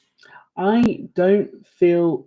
Weirdly, I don't feel like overwhelmed. We've had moments when it's felt back to back when we've had like a week where it's everything, but like I find it more difficult when it's a quiet week than when it's busy, because with a quiet week it kind of feels, you can feel like, am I missing like what?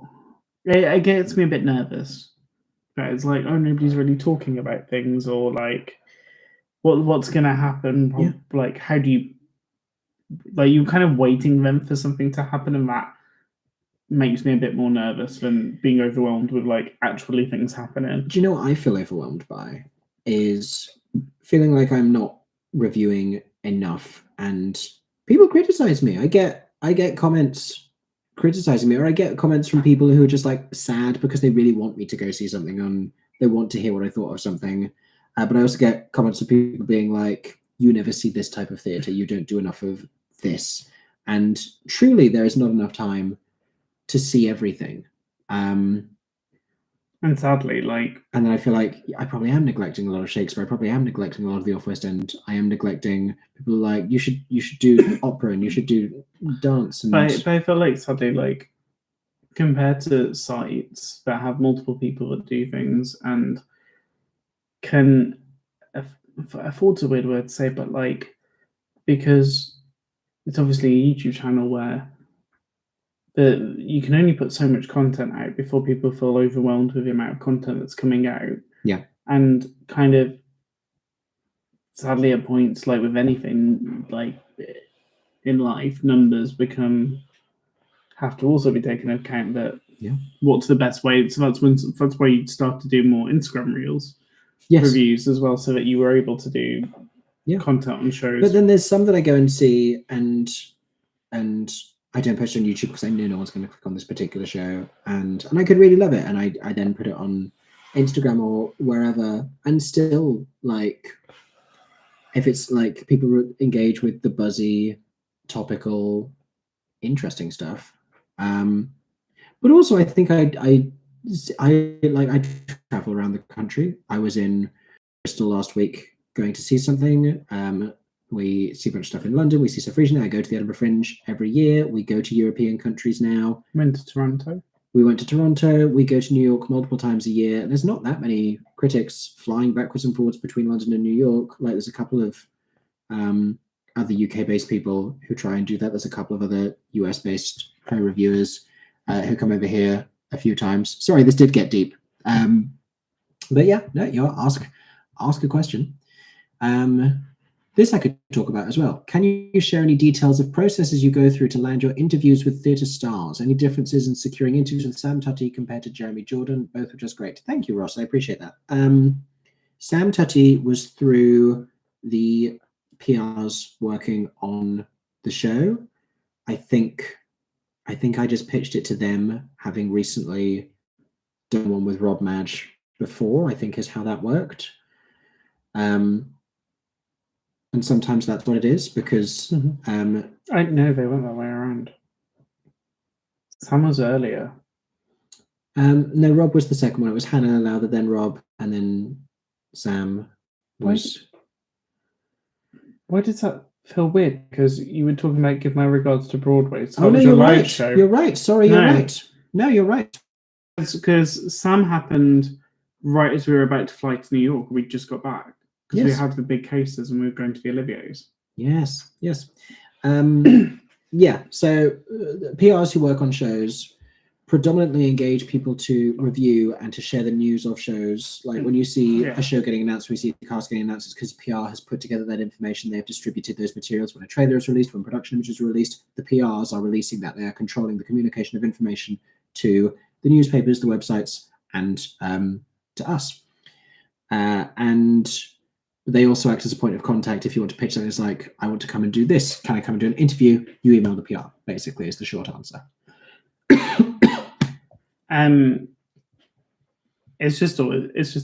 become more like, interviews have been a new development for long form. Yeah. It's really cool to do. Yeah. You've been a natural at it. Jocelyn, I do hope to see both Oedipo days, both of the productions of Oedipus. And yeah, I would like to do a compare contrast. Do you think Ride the Cyclone would do well in the UK? Yeah, but I kind of think it will kill off Broadway as and when it tries to make that kind of a comeback. I feel like it'd be better to go there first and then come over here. Yeah, given how big it got on TikTok. I sort of don't know why it hasn't tried to perpetrate a comeback to some extent. What could be next for Jamie Moscato? He's in NYC right now. Well, they haven't announced the cast for the Moulin Rouge International tour. There's always that. I'm excited for the Midsummer Night's Dream transfer to the Barbican. It's the perfect Christmassy show, in my opinion. I heard that production was really great. That's the Matthew Bainton one. The Midsummer Night's Dream. Yeah.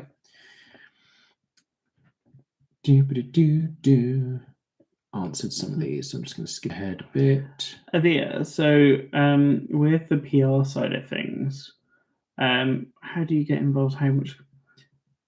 Get involved's a weird one because like you can do a degree in public relations and stuff like that, but often it's tricky. Like you can join as an intern for PR agencies or go through the agency route and go there. Knowledge of theatre is so important with one of those roles, but also knowledge of the industry. It's just knowledge. I think that's just a big thing. It's weird. It is just knowing how things operate and how things work in the industry, so you know when something's released, what happens.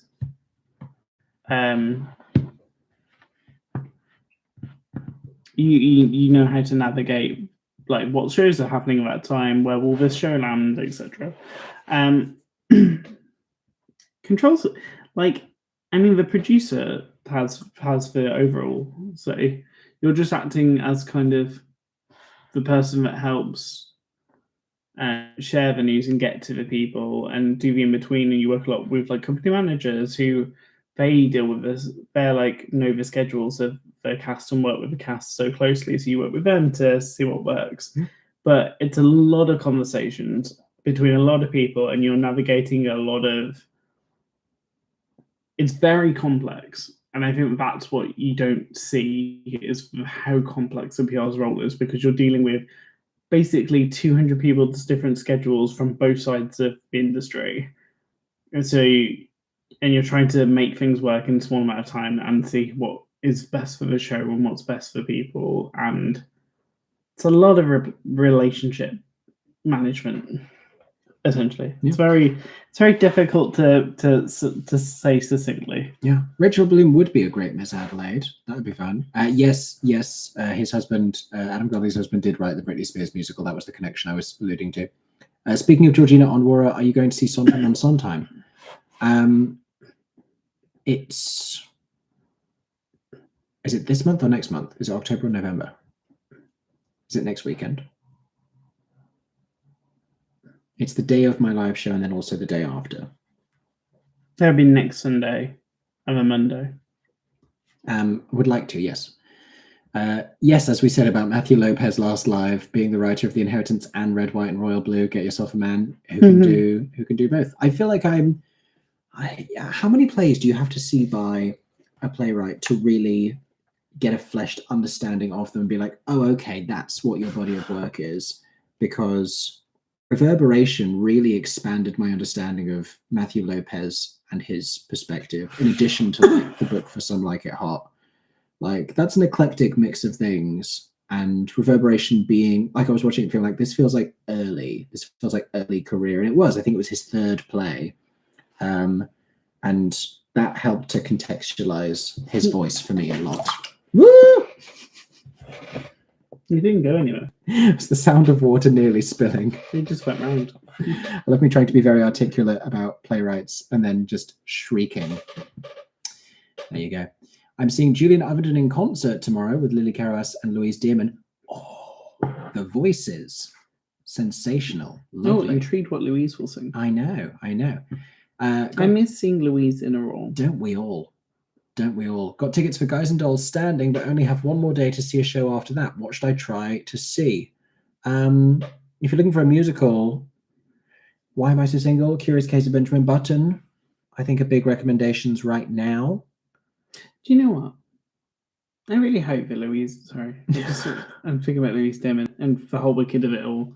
I really hope she's in the Wicked film, because there's a lot of West End peeps in there, but she is still, to date, I believe, still the only the only principal performer to have been both an Alphabet and a Glinda That is full correct. time. That is correct. And so she's not in it. I'm like, but she literally has done both. Ryan was, yes, but I can't remember if he was. He has an understudy. Was he off stage? Was he a standby? Or was he in the ensemble? That I don't know. But he was, definitely in that production. Yeah. Hi guys, I live in the UK, but we'll also be at NYC first week of November. Hope to see you guys there. Hope to see you there. Saw A Strange Loop and Two Strangers this year on your recommendation and loved both. What do you think will be the next exciting opening? Of that caliber, I don't know. Benjamin Button. Because those were right up there. Maybe Benjamin Button. Yeah, I think. Do you know what's a really easy recommendation? If you liked Amelie, I think you'll like The Curious Case of Benjamin Button. Because do you know what I'd forgotten is when we saw that rehearsal, the dialogue and when they were like telling the story bits and like at exactly this moment this happened and like I was like, oh, I'd forgotten all of this. I noticed a lot of people that liked Amelie love Benjamin Button. Yeah, very easy crossover. I was watching an interesting interview with Roger Rees, R.I.P. Roger Rees, talking about the original production of The Real Thing as he was the original Henry. He was the original. I think he was the original American Henry. I don't think. Maybe he did originate. No, maybe he did it in London. Maybe I'm lying. But Christine Baranski won a Tony for The Real Thing, and I'm sad there's no recording of that I've been able to find. Someone should put a sticker of Patti LuPone's face over Nicole's face in Schubert Alley when Sunset's second act starts. I mean, it's very funny, but also I can't be mad at Nicole Scherzinger living her dream on Broadway. Have you ever seen a show that you weren't in the right mood? Can you imagine? Hold on. Can you imagine if they get Patti to present the Tony for leading actress in a year dominated by Norma Desmond and Rose and Gypsy? No, can you imagine? Have we discussed that? Has anyone said this already? Can you imagine if they got Patti LuPone to present this year's Tony Award for Best Leading Actress in a Musical? I mean, anyway. Have you ever seen a show that you weren't in the right mood for and didn't love at the time, but reflect back and you did actually like the show a lot? I don't know that it's ever made me dislike. Oh. Well, no, you went in the right mood for it and didn't love it, so you just weren't. Yeah. It took you a second go to like then be like, oh, I feel like not really like that, but a show that you have like. You're gonna say Hadestown? I was gonna say Hadestown. I wasn't the problem with Hadestown. I think it took me repeat visits of Hadestown to get Hadestown and to appreciate it. It burned slowly into my soul. But I'm not entirely responsible for the first time around because no one was enamored with it at the National. No, and I was trying to think if there was a jet lag moment. Was there a show that jet lag? I'm going to be very honest. I could tell The Curious Case of Benjamin Button was amazing. It was really great the first time I saw it, but it wasn't impacting me emotionally. I remember thinking Jamie Parker's great in this, and this is really great, and this is really well written, and I just wasn't digesting it. I don't think I was in the right headspace. I think I don't know, I was tired, I was busy, whatever, and I was like, I'm not appreciating this on the intellectual level it deserves to be appreciated because I'm just not digesting it right. And so I've been really excited to go back and see it again.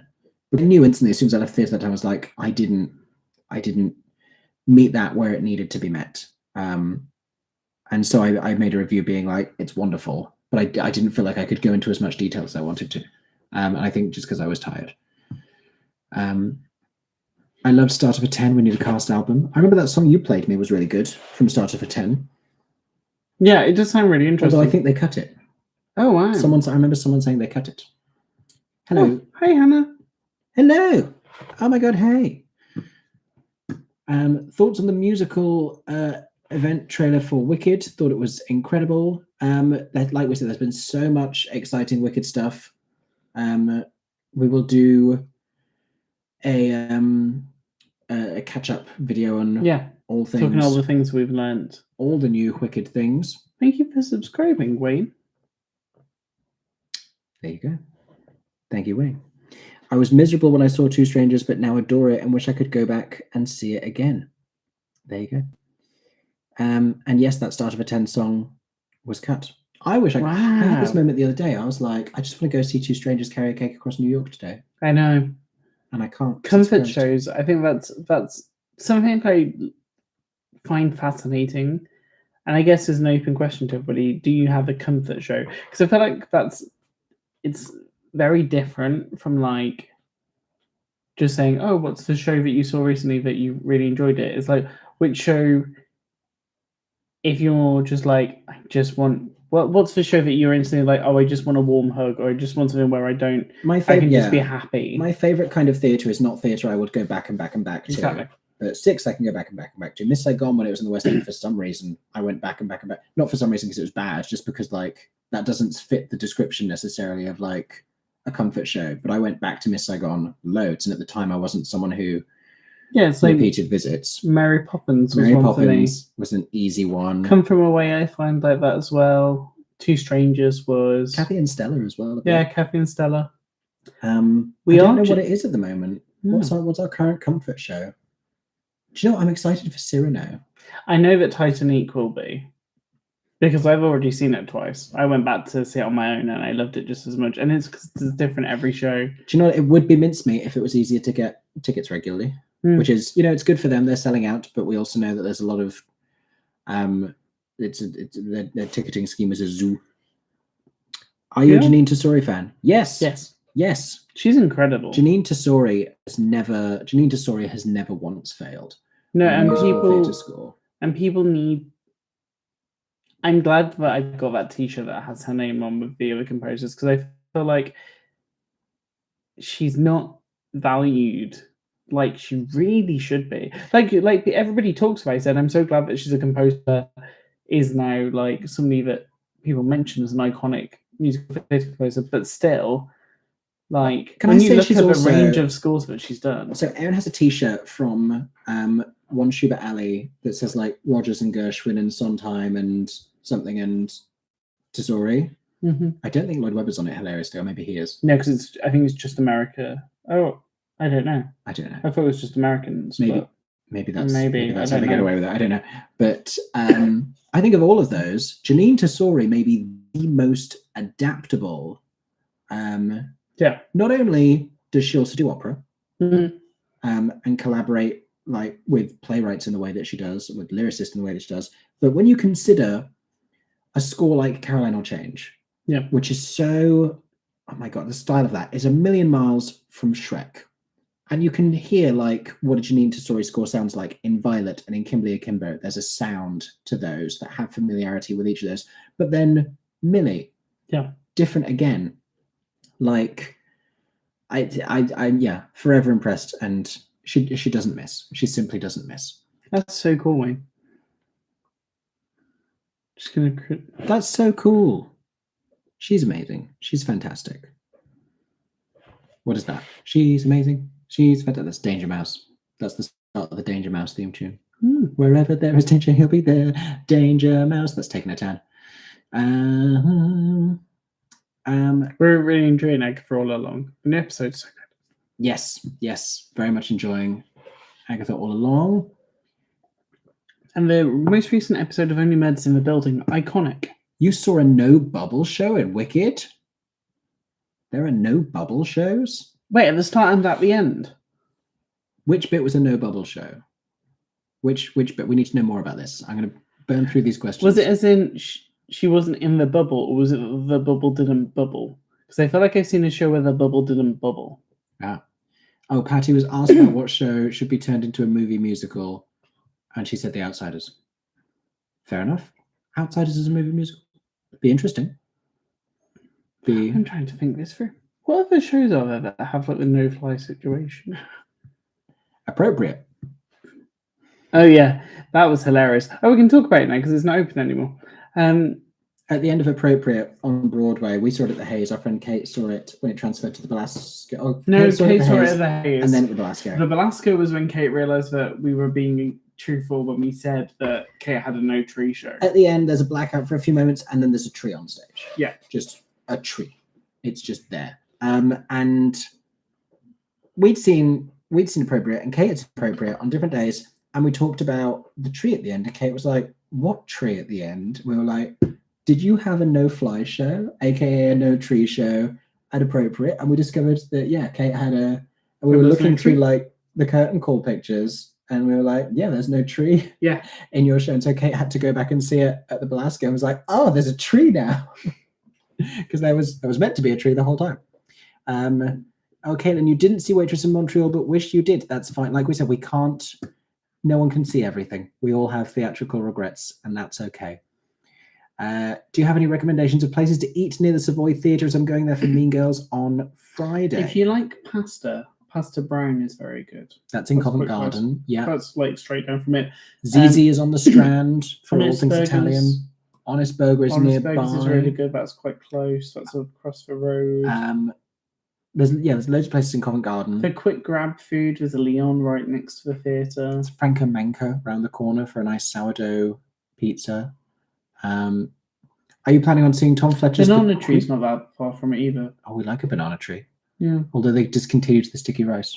Yeah, there's a lot of good stuff in the Covent Garden because there's the voice right next to Covent Garden, and there's loads of great things in Covent Garden. Yeah.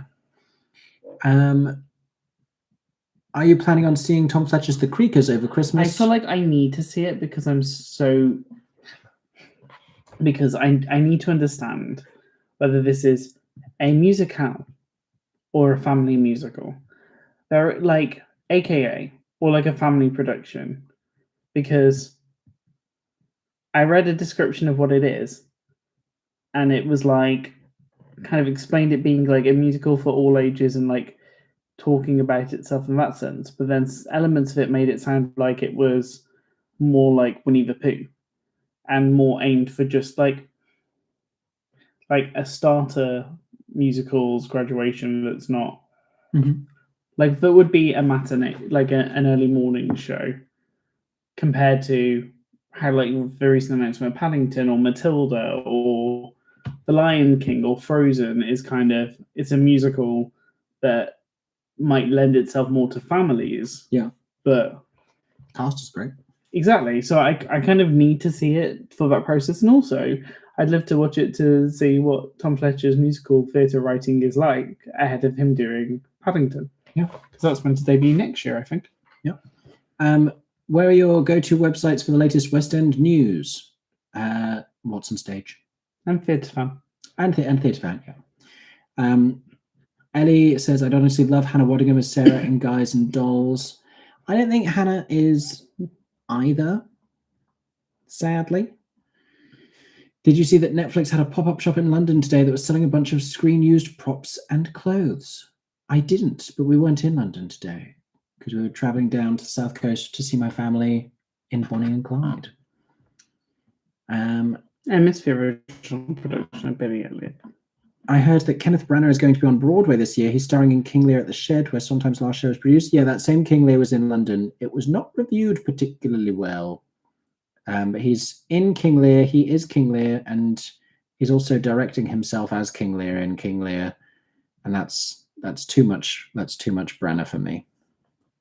We're very excited about the Wicked movie. Any news on what happened to the Hunger Games stage adaptation? It's still coming. I think it'll still happen. I think it just needs... I have a feeling it's going to be very large in scale, so might need something bespoke. Opinions on Jonathan Bailey. That clip of him singing Dancing Through Life has not got out of my head. We will talk all of this in an upcoming Wicked video. However, is he singing with an American accent? That's my question. Because he's speaking with a British one.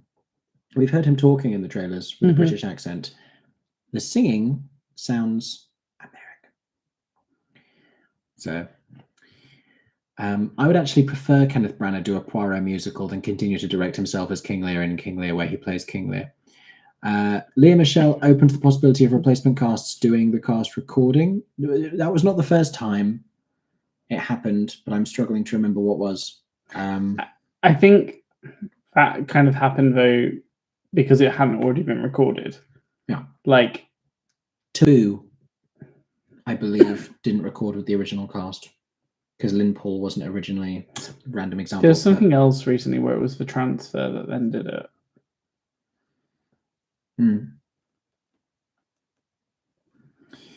I mean, Hades Town.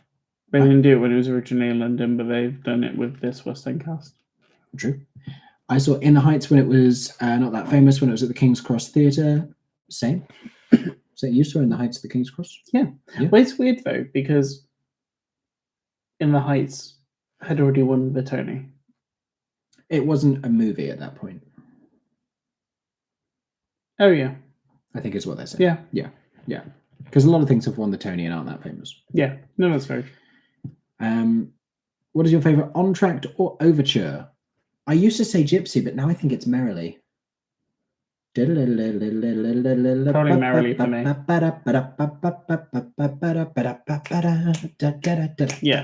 probably Merrily. Some of musicals have some of the best. Yeah. Have you ever been taken on stage at Choir of Man or Cabaret? Or any other show? You have been to Cabaret on your birthday. I got taken on stage. Yes, on my birthday 2 years ago at Cabaret. Yeah. I was wearing a little red party hat because it was my birthday. And we were sat at a cabaret table that you bought for me as a birthday present. And a wonderful member of the company came at the moment they retrieved people to do the dance on the stage at the top of the second act, and came over to our table and said, "Come on, Mickey Jo," something like, "You knew this was going to happen," or something. Yeah. It was core memory. But yes, that was Lehman Trilogy review coming soon on Instagram and as a YouTube short, because that's happening this week. Huge YouTube update, by the way. As of today, you can now upload 3-minute shorts to YouTube. So a lot of my reviews, that I've only been doing on Instagram and TikTok will now also be viewable on YouTube. How exciting. I'm excited to share them with you. The thumbnails I still can't control, so they'll just look like me going, eh. But excited to be able to share that with you. So yes, stay tuned. You got a Glinda doll today at Walmart. Very fun. I actually haven't bought any Wicked film merch yet. So I've been running about for it. We haven't got to the point where we're actually buying stuff yet. No, but I think we're, as soon as we begin to, it's just going to be like a green tidal wave. Yeah, there'll just be a section in here which is called the Wicked section. Just a shrine, a Wicked shrine. Yeah. Other than theatre, what do you love? Disney. I was about to turn to you and be like, I love you. And then as I was saying, I was like, I love you, like Disney. No, we do both love Disney. I do love you too. I love Real Housewives. You do. And fried chicken. Yeah, I kind of just like dogs of every breed. Things that I feel like if I'm not talking about theatre, I'm talking about Disney or like Marvel or something like that. Yeah. Would you ever do a YouTube roundup of reviews? Like, here's a brief overview and thoughts of what you saw in a particular month. Yes, but I think that's better as TikTok content. I wonder if you could do like a highlights of the month, and it was like, I've never thought about this before. That's actually open something in my brain. It's like so it's kind of like how blooper reels work, where it's like, oh yeah, but so it's segments of some of like the videos of the month, and then it kind of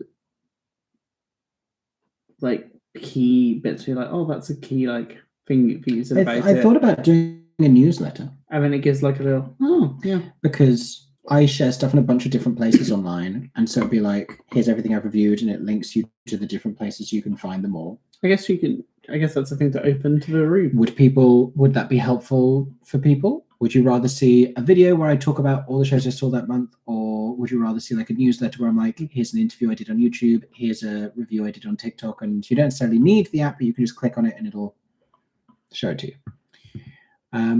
I'm planning a December trip to the West End. Do you know if all shows have been announced yet, or should I keep a spot open for a couple of weeks?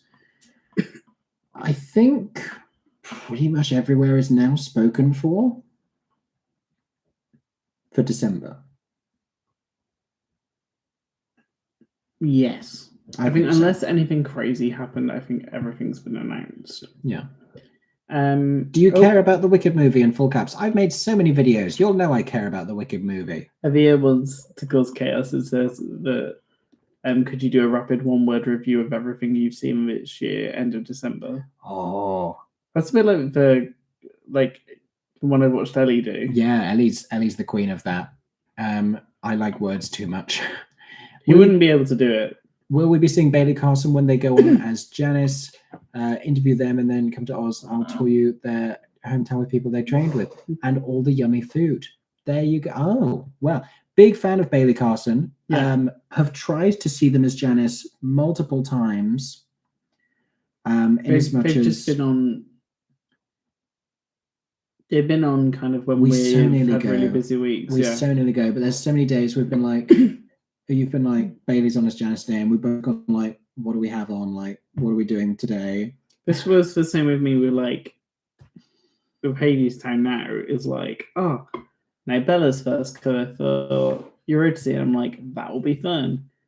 When are we free? Yeah. Oh, we were just talking about who from the West End cast, Amy, might be reprising their roles for Just for One Day in Toronto. Dare say it's tricky. Craig Ells, probably. That's already been announced. Has it been announced that he's doing Toronto? I think so, because I think it all was just wrapped in a he's doing it. And I didn't expect so, because the show's probably changed. Yeah. Yeah, that Edinburgh Fringe one I couldn't have done without the 1 minute timer. That kept me on task.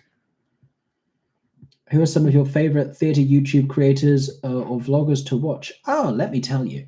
Brendan is the king over at Wait in the Wings. The care and the quality that he puts into videos, the extent to which it is researched, and the time that he takes to craft things. He has such a love of the form and of video journalism. Oh, that's fun. Sorry, and that's for Wait in the Wings. Particularly these like full length YouTube documentaries about theatrical flops and sort of forgotten shows of yesteryear and niche theatrical history. He does. Yeah, no one is doing it like Brendan. Brendan is the king. Kate, our friend Kate Ranking's planning to do more and more on YouTube. Yes, Ellie Talks Theatre, of course, bringing the chaos as well as the theatre criticism and wonderful news roundups. There's a lot of performers like Hannah that do weekly vlogs, which I love. Yeah, Hannah. I love anything where you're trying to get there. Yeah, on the Heather's tour, Alicia Bellegarde on the Grease tour. Catherine Quinn, if you're looking to see what backstage on Broadway's like, it's very interesting. Yeah. And also like industry talk and chat. But a lot of the people I watch are also. Well, what do we spend most of our when we say we don't watch TV? We watch. What do we watch all the time? We watch Disney World theme park vlogs and challenges and games from all ears. That they are like our. We literally were just watching it before this. Like if you're not filming or we're not at the theatre, we are most likely watching an all ears video. Yeah, and there's a couple of featured creators on my YouTube channel, but also on other platforms. Ash and Ashley Hufford, and Ben and Grace Walker for Dramaturgical Chat on TikTok, and Jack White and Steve Carter. Rachel Reviewed. Yes. Andy Nyman and Courtney May Briggs playing Elphaba's parents is iconic.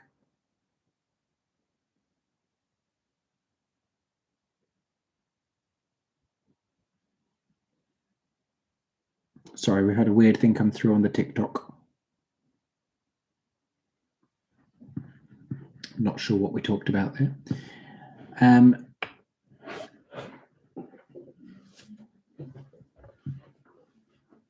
Monica's in line to see The Notebook tonight. Enjoy The Notebook. What pro shot do you think will get released next?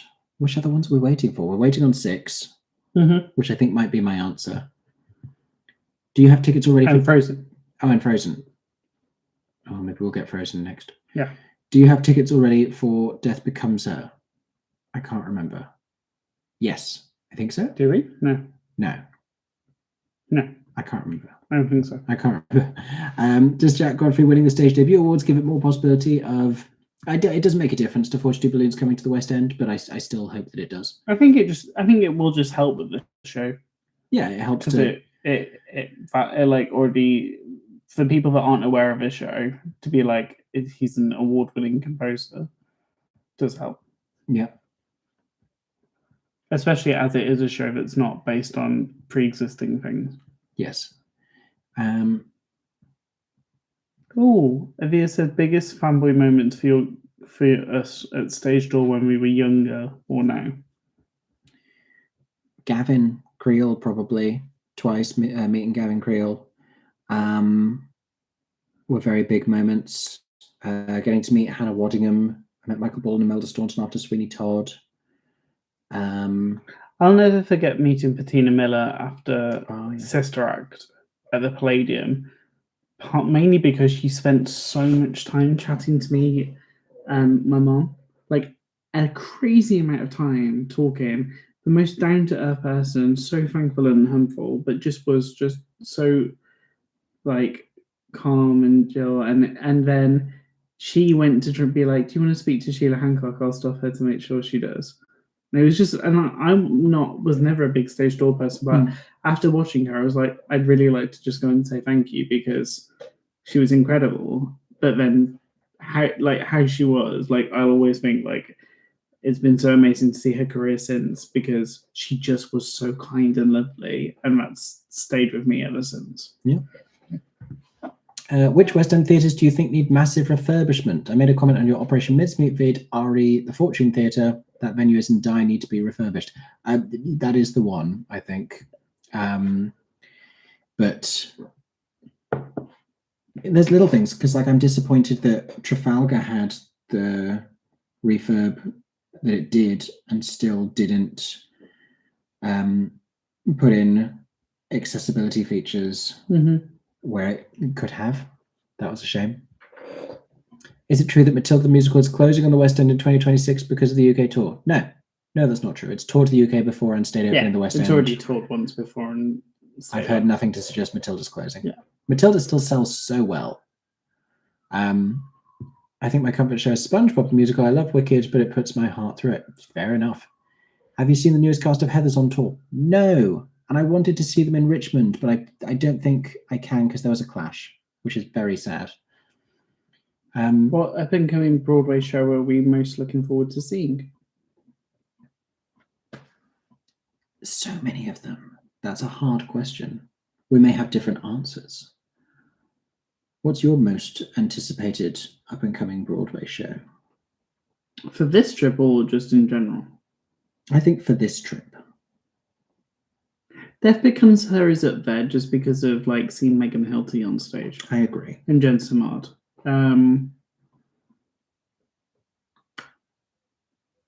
Lots that I'm sort of equally excited about a lot of things. Yeah. There's a lot of new things. It's just I think Sunset Boulevard is the big, but we've seen it already. So I think that's why it's different for us. Seen it twice. And beyond this trip, Gypsy. Yeah. Eva, you're right. Jeremy Irons was the. Do you know what? I'm conflating because I knew it was like a. Yes. Roger Rees did it originally. Jeremy Irons was the one who did it on Broadway with Glenn Close, with Christine Baranski. Yes, and Felicity Kendall was Rogers. And yes, because Felicity Kendall and playwright, help me. Iconic playwright, The Hard Problem, Rosencrantz and Guildenstern are dead, Arcadia, Tom Stoppard. Felicity Kendall and Tom Stoppard. Eyebrow raise. I'm watching Aladdin at Liverpool soon. What are the last few Aladdin venues? Because they've only got a few currently left. in Birmingham. It's currently in Birmingham. Because my parents were talking about it with next week, maybe. I was going to say we need to see it. I've heard from Lion King staff they had an Act 2 where the rock didn't work and they had to do Act 2 on the floor. Well, they've got a new rock at the Lion King in the West End, so maybe that helps. They recently had to close the show down for a week to install a new rock. Well, no, it's maybe, but it's to do with the whole They modernised everything. Oh, okay. It was modernising everything because it was time to, and they're about to do the big anniversary production of the West End one. So it's like best day ever. So yes, but like it's less that I feel like it's more of a they had a week to give it a big modernisation spring cleaning. I prefer the way I phrased it. New Rock. Very interesting. Queen of Versailles. It hasn't officially announced Broadway yet, which is why I haven't included it in that list because I don't like to get ahead of myself. I just remembered, Adina's going to be on Broadway next year. Idina Menzel and Trees. I've never seen Idina in a role. Neither have I. Have I? What was your first West End show? Oh no! Mickey's first West End show was seeing Idina Menzel as Elphaba, and he just said he'd never seen her in a show. He loves to say that he went to see her. If his sister was watching this right now, she would be laughing so much. I forgot about that little show called Wicked, that little show she won the Tony for. Oops. Your first West End show, that's what's hilarious about it. Oops. Yeah. Oh, well. Would I consider interviewing stage management? Fascinated by backstage goings-ons? Yes, I was part of a project a little while ago that sadly never really ended up being published, I think, where I was asked to find a group of interesting people from sort of undersung roles within the industry, and I spoke to a really fascinating stage manager who had worked on Lord of the Rings. I spoke to a bunch of interesting people. I spoke to someone who was a dance captain. I spoke to a theatre photographer. You can guess which one. And had a really great time putting that together. And sadly, it didn't. I don't think it ever got published, which can happen. But I don't know if my own social media platform is the place to do that necessarily.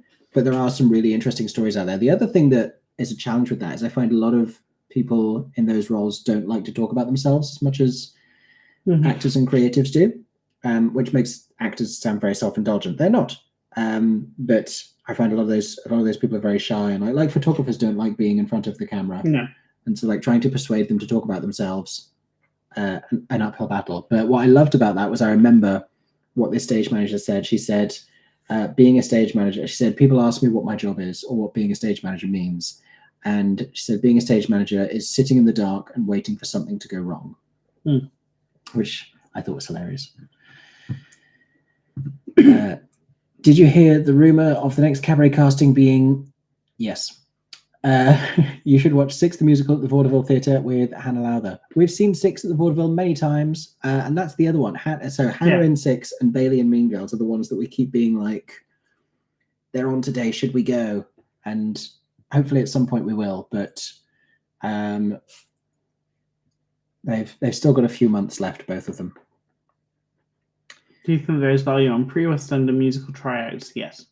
100% yes. Yes. Yeah, Avia, Danny's answer as to how he started being a photographer is hilarious. And yes, another great story. Oh, apparently Kendra Kastenbaum and Jennifer Newbury, previous Glindas, have had no bubble shows where they just walked onto the stage. Oh, I have heard of Kendra Kastenbaum having this happen. Can you imagine, like, look, it's Glinda. It's like, hey. It's me, isn't it? It's good to see me. I know. It's just like walks on, just like, what's up? Cannot imagine. Give us some Wicked talk. Give the people what they want. Like, we're gonna do a Wicked catch-up video. Don't you worry. Oh, Veronica, you loved Tom Fletcher's Christmasaurus, but it was very much aimed at kids, and I'm sure the Creakers will be the same. Grease in 95 did a recording with Rosie O'Donnell as Rizzo and then released another recording where they just re-recorded Brooke Shields as Rizzo. Yes, that's another example. I can't remember if Bernadette Peters did that as well for Annie Get Your Gun. That's the other one I was trying to remember if she did. 10 days till our big trip to the UK. We decided on Guys and Dolls, Macbeth, Cabaret, and Cursed Child, but we may try to rush So Single, Staying in Soho, anything like Marie's Crisis in London. Yes. Overtures, which is in Soho. Overtures. It is at, what's the name of the bar. Lucha? No. Loutre? Loosh? Loosh. Overtures, anyway. Yeah. You'll find it if you search Overtures London. It's Yeah. only on Thursday through Sunday nights. I think so, yeah. Upstairs, bar, great vibes. Basically very, very similar. Great vibes. Funny Girl has a great overture. Ashton, we will take you up on that. Yeah. As in, like, make no mistake. Oh,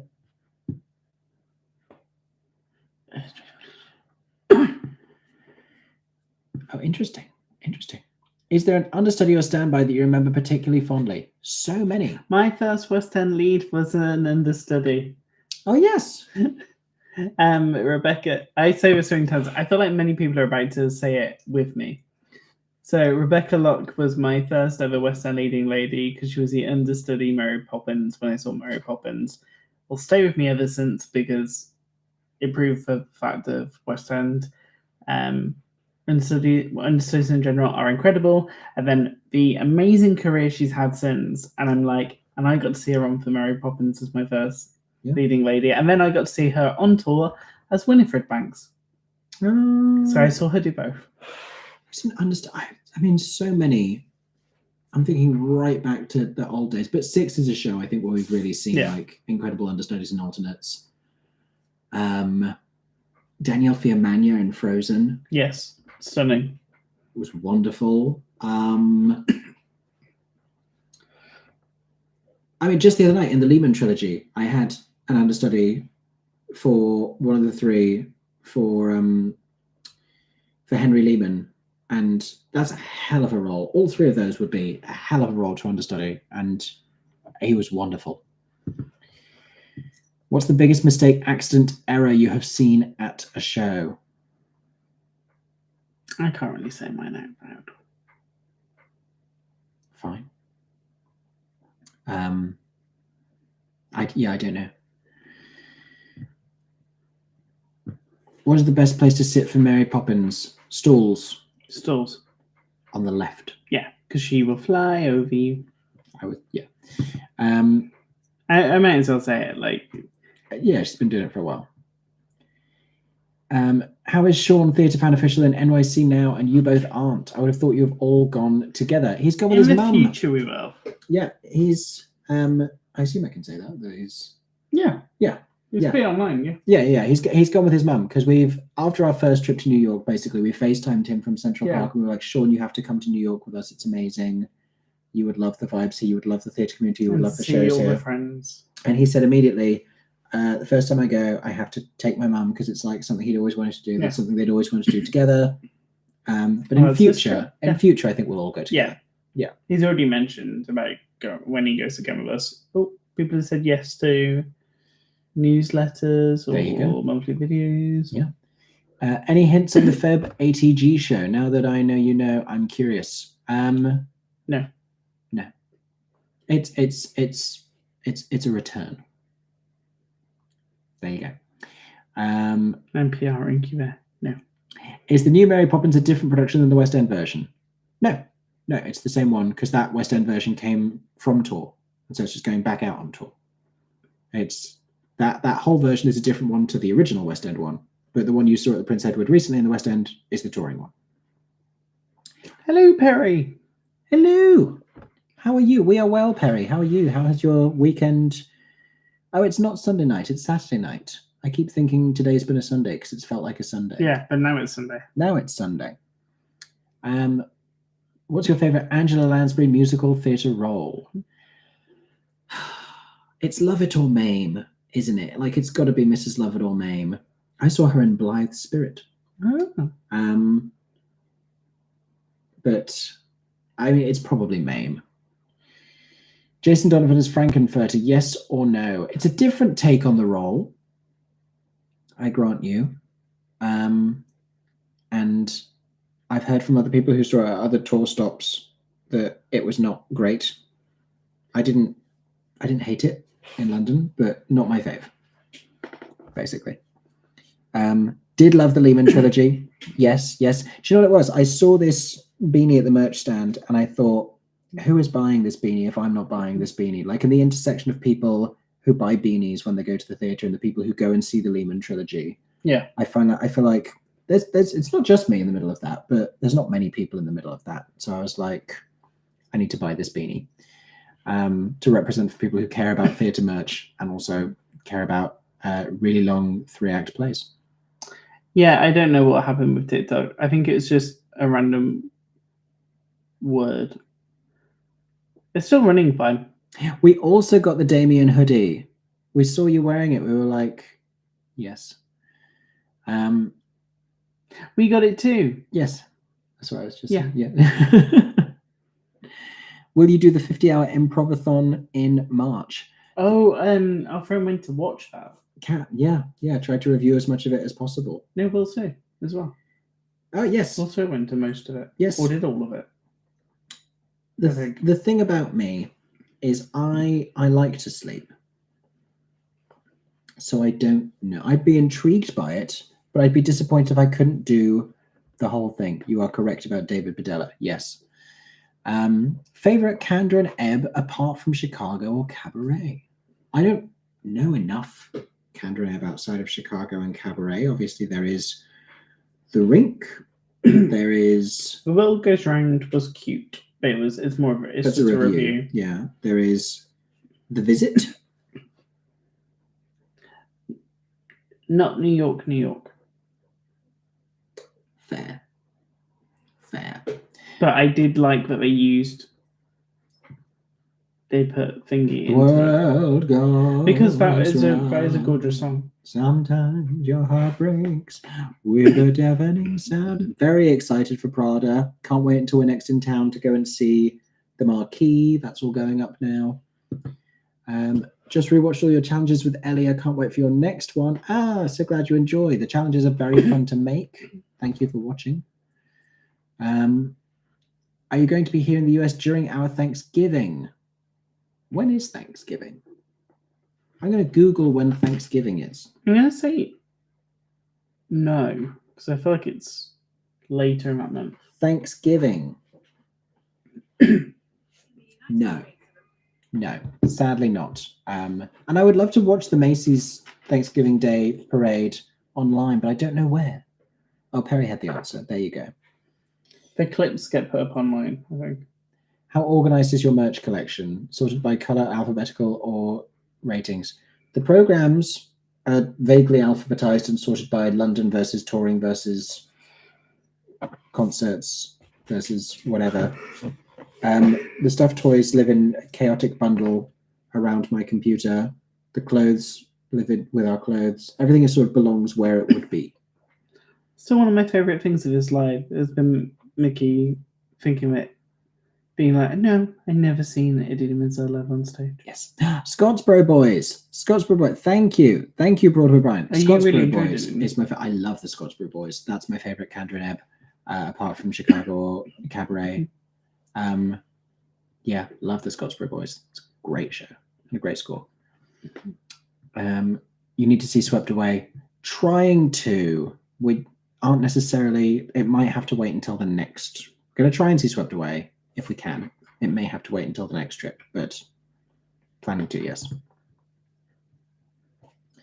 La-di-da-di-da,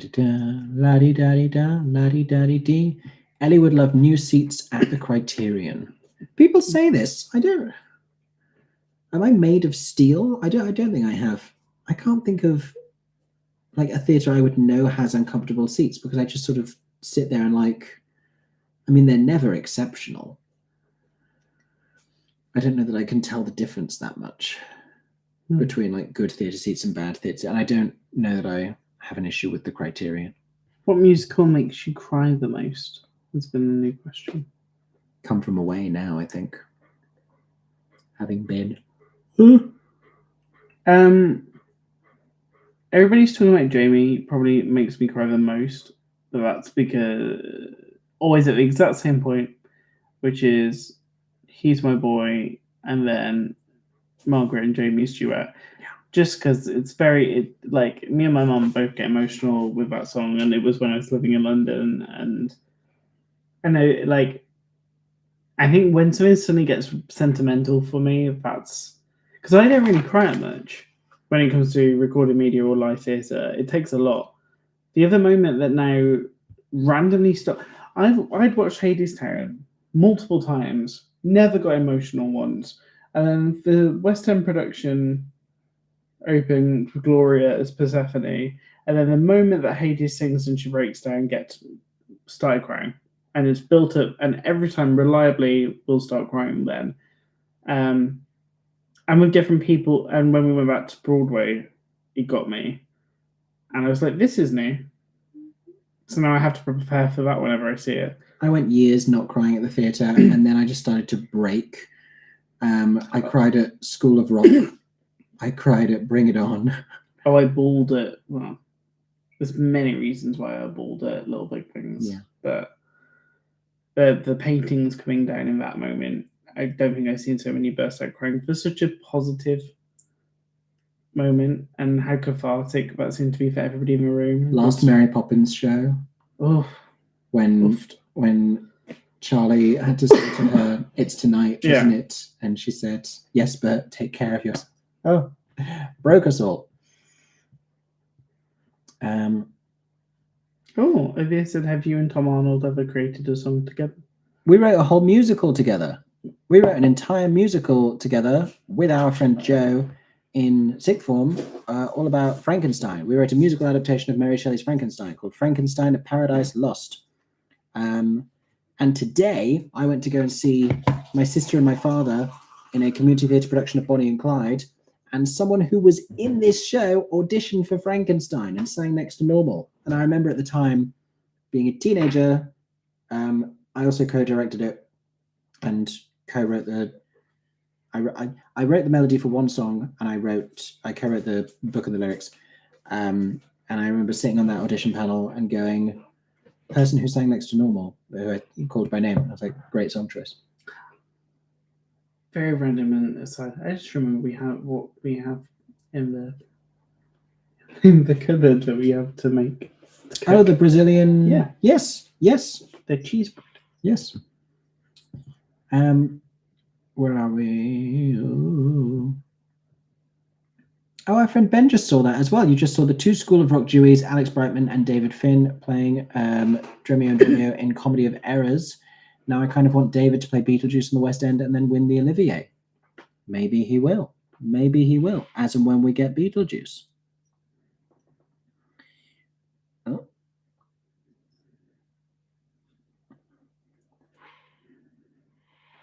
Favorite alphabet? You're going to say Alexia Kadim. Alexia has, like, I think her acting, I mean, she was my first alphabet, so I'm always going to have, like, a soft spot for her performances. But I think I've never seen an alphabet make such choices and bring such an arc. I think no one's done a Defying Gravity for me like Rachel Tucker. Yeah. No one's done a Wizard and I like Wilhelmine Verkijk.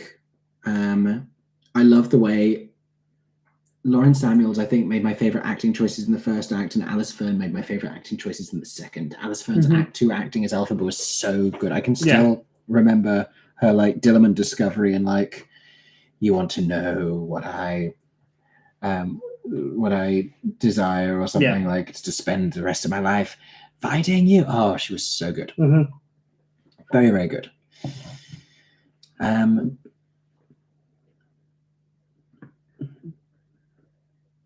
not sure what that means. What's your favorite stagey tote bag? The Mean Girls one is quite good. That's hanging behind my head. That Lord of the Rings one's quite fun as well. I like the Here We Are one. I like the bag more than I like the show. Oops. The Back to the Future one's really cool because it's like a newspaper. Quick review of the Anne Juliet UK tour. Go. Incredible casting. Incredible casting. Ellen, make sure Laura you eat. is insane. Oh, you were saying you liked Katie Ramshaw in it as well? Katie Ramshaw makes Lady C a role. Because most of the time she's like featured on. It's like a featured ensemble role that kind of does the part that's needed. Mm-hmm. Always well done, but like isn't a role that you'll talk about after. You'll talk about that performer more for her ensemble. But she brings the kind of the full. It's like Jen Simard's stepmother, like. It's camp, and it makes Lady Capulet feel like a bigger role than she is writing-wise in that show. Mm-hmm. I was very impressed. Going to the annual Festival of New Musicals in NYC in a couple of weeks. I believe In Clay is part of... Is that the one In Clay is part of? Yes, I believe so. Yes, check out In Clay. Beautiful show. Parisa... Oh, and Paris's, yes. Friends. Yeah. Fisherman's Friends wrote a musical that's there. Also seeing The Notebook, Once Upon a Mattress, and have a slot for one more show. Sunset Boulevard, I would recommend. James has just sent you a treat. I just saw, and I couldn't open it because A, we're on live, and B, my phone is on 3%, but I'm very intrigued to find out what it was, James. I was just like, what is this? People are yelling the Scottsboro Boys, correct, as you should. What would you say is the best musical for a youth theatre to perform? Don't go with an obvious option. I won't go with an obvious option. Best musical for a youth theatre to perform. Only the most wildly inappropriate options now coming to my head. Okay, the obvious would be Bugsy Malone, but hear me out. What if we do something Bugsy Malone-ish with another show where it's like a youth take on it?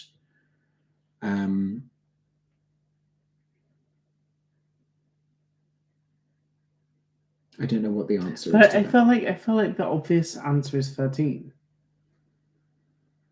Because that's one of the obvious answers. Because it's written for young performers. I think Chitty Chitty Bang Bang. I don't know why. I feel like there's no. You're saying no? I feel like there's too much of a range of age gaps in it. No, because I think that's fun to have them all played by kids because they're all these ridiculous. Yeah, I see this is what I'm looking for. Something where it's fun, like not literal. These are all literal answers. Susical, yes. But I did that with a youth theatre. Susical is incredible for. These are all literal answers. You're all picking shows that have young characters, and I'm trying to look for the Bugsy Malone, where it's the funny thing of kids playing adults. Bugsy Malone is like kids playing gangsters. And so, like, what's a show where that would work? And I'm looking for something where nothing is dark and nothing is like... the answer is clearly Company. Yes, Kate. I just looked up and I saw what is presumably the answer to a different question I asked because Eva has said mine's Eden Espinosa, and that is not the ideal musical. That's favourite alphabet. Yes, that makes sense. I'm there now. Other ideal youth group musicals. I want to give you better answers than this.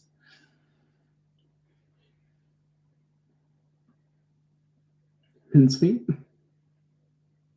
We need more roles. Yes, I agree.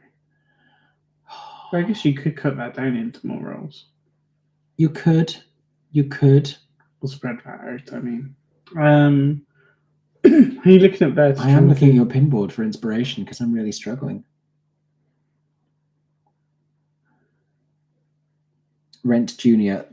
That's enough out of you. Can you do a YouTube review of Anne Juliet? Would love to have a full review. I haven't seen it yet. I've reviewed the show before. I've reviewed my various London versions, and I've reviewed the Broadway version. I haven't seen the UK tour yet. He went to see it by himself with his parents. Yeah. What music are you currently listening to? Non-musical theatre. Chapel Roan and my very gay workout playlist that includes such classics as Belinda Carlisle's Heaven is a Place on Earth, which is just a great song. Did you ever see 2020 the musical at the Edinburgh Fringe? Be interesting to hear your thoughts on the COVID musical. I know of it, not because of the Fringe, but I have encountered it in my lifetime. I made that sound very suspicious. It's not. Will you go see Rachel Tucker in Hadestown? You bet we will. Yes. Yes. I'm very, very intrigued. Samantha Barks as Elphaba and Wicked, please make it happen, West End. At some point, she's going to do it. You know she wants to do it. At some point, she's going to do it. Heaven is the Place on Earth is a show tune. It That is. doesn't count anymore. It is head over heels representation. But yes, I find my workout playlist is a mixture of musical theatre songs that are fast enough to run to, and songs that were lip syncs on RuPaul's Drag Race. And that usually is a mix of like 2000s, but also like a lot of 80s nostalgia throwback. Do you think Becoming Nancy will transfer? I think if the review's too well enough, it wants to. It's being built to. Whether theatre availability is a problem. I opened the fridge to get the water now while I can smell is. Yeah.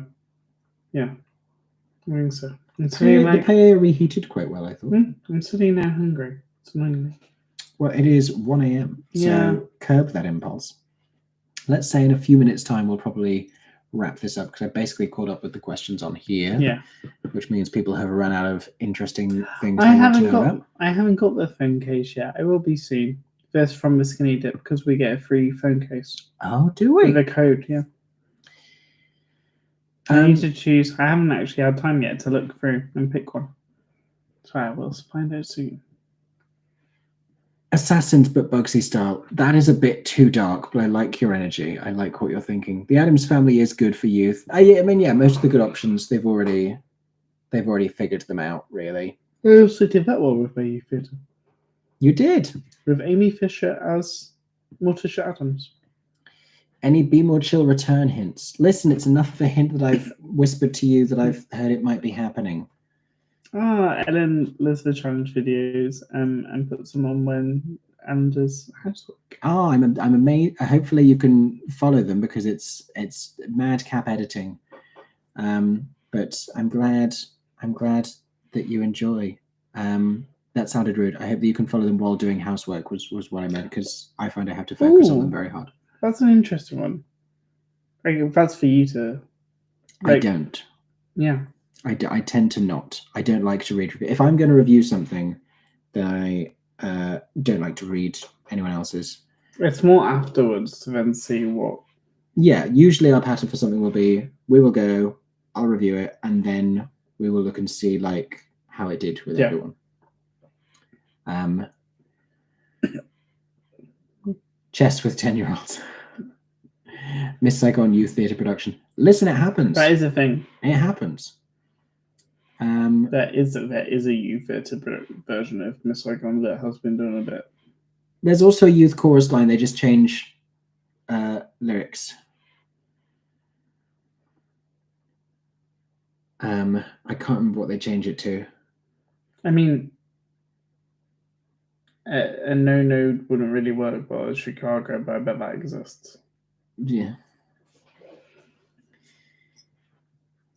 What else do we have here? It's not. So when I say I've heard rumblings of Be More Chill, it's not that production. It would be a different one. So don't anticipate any of the same people.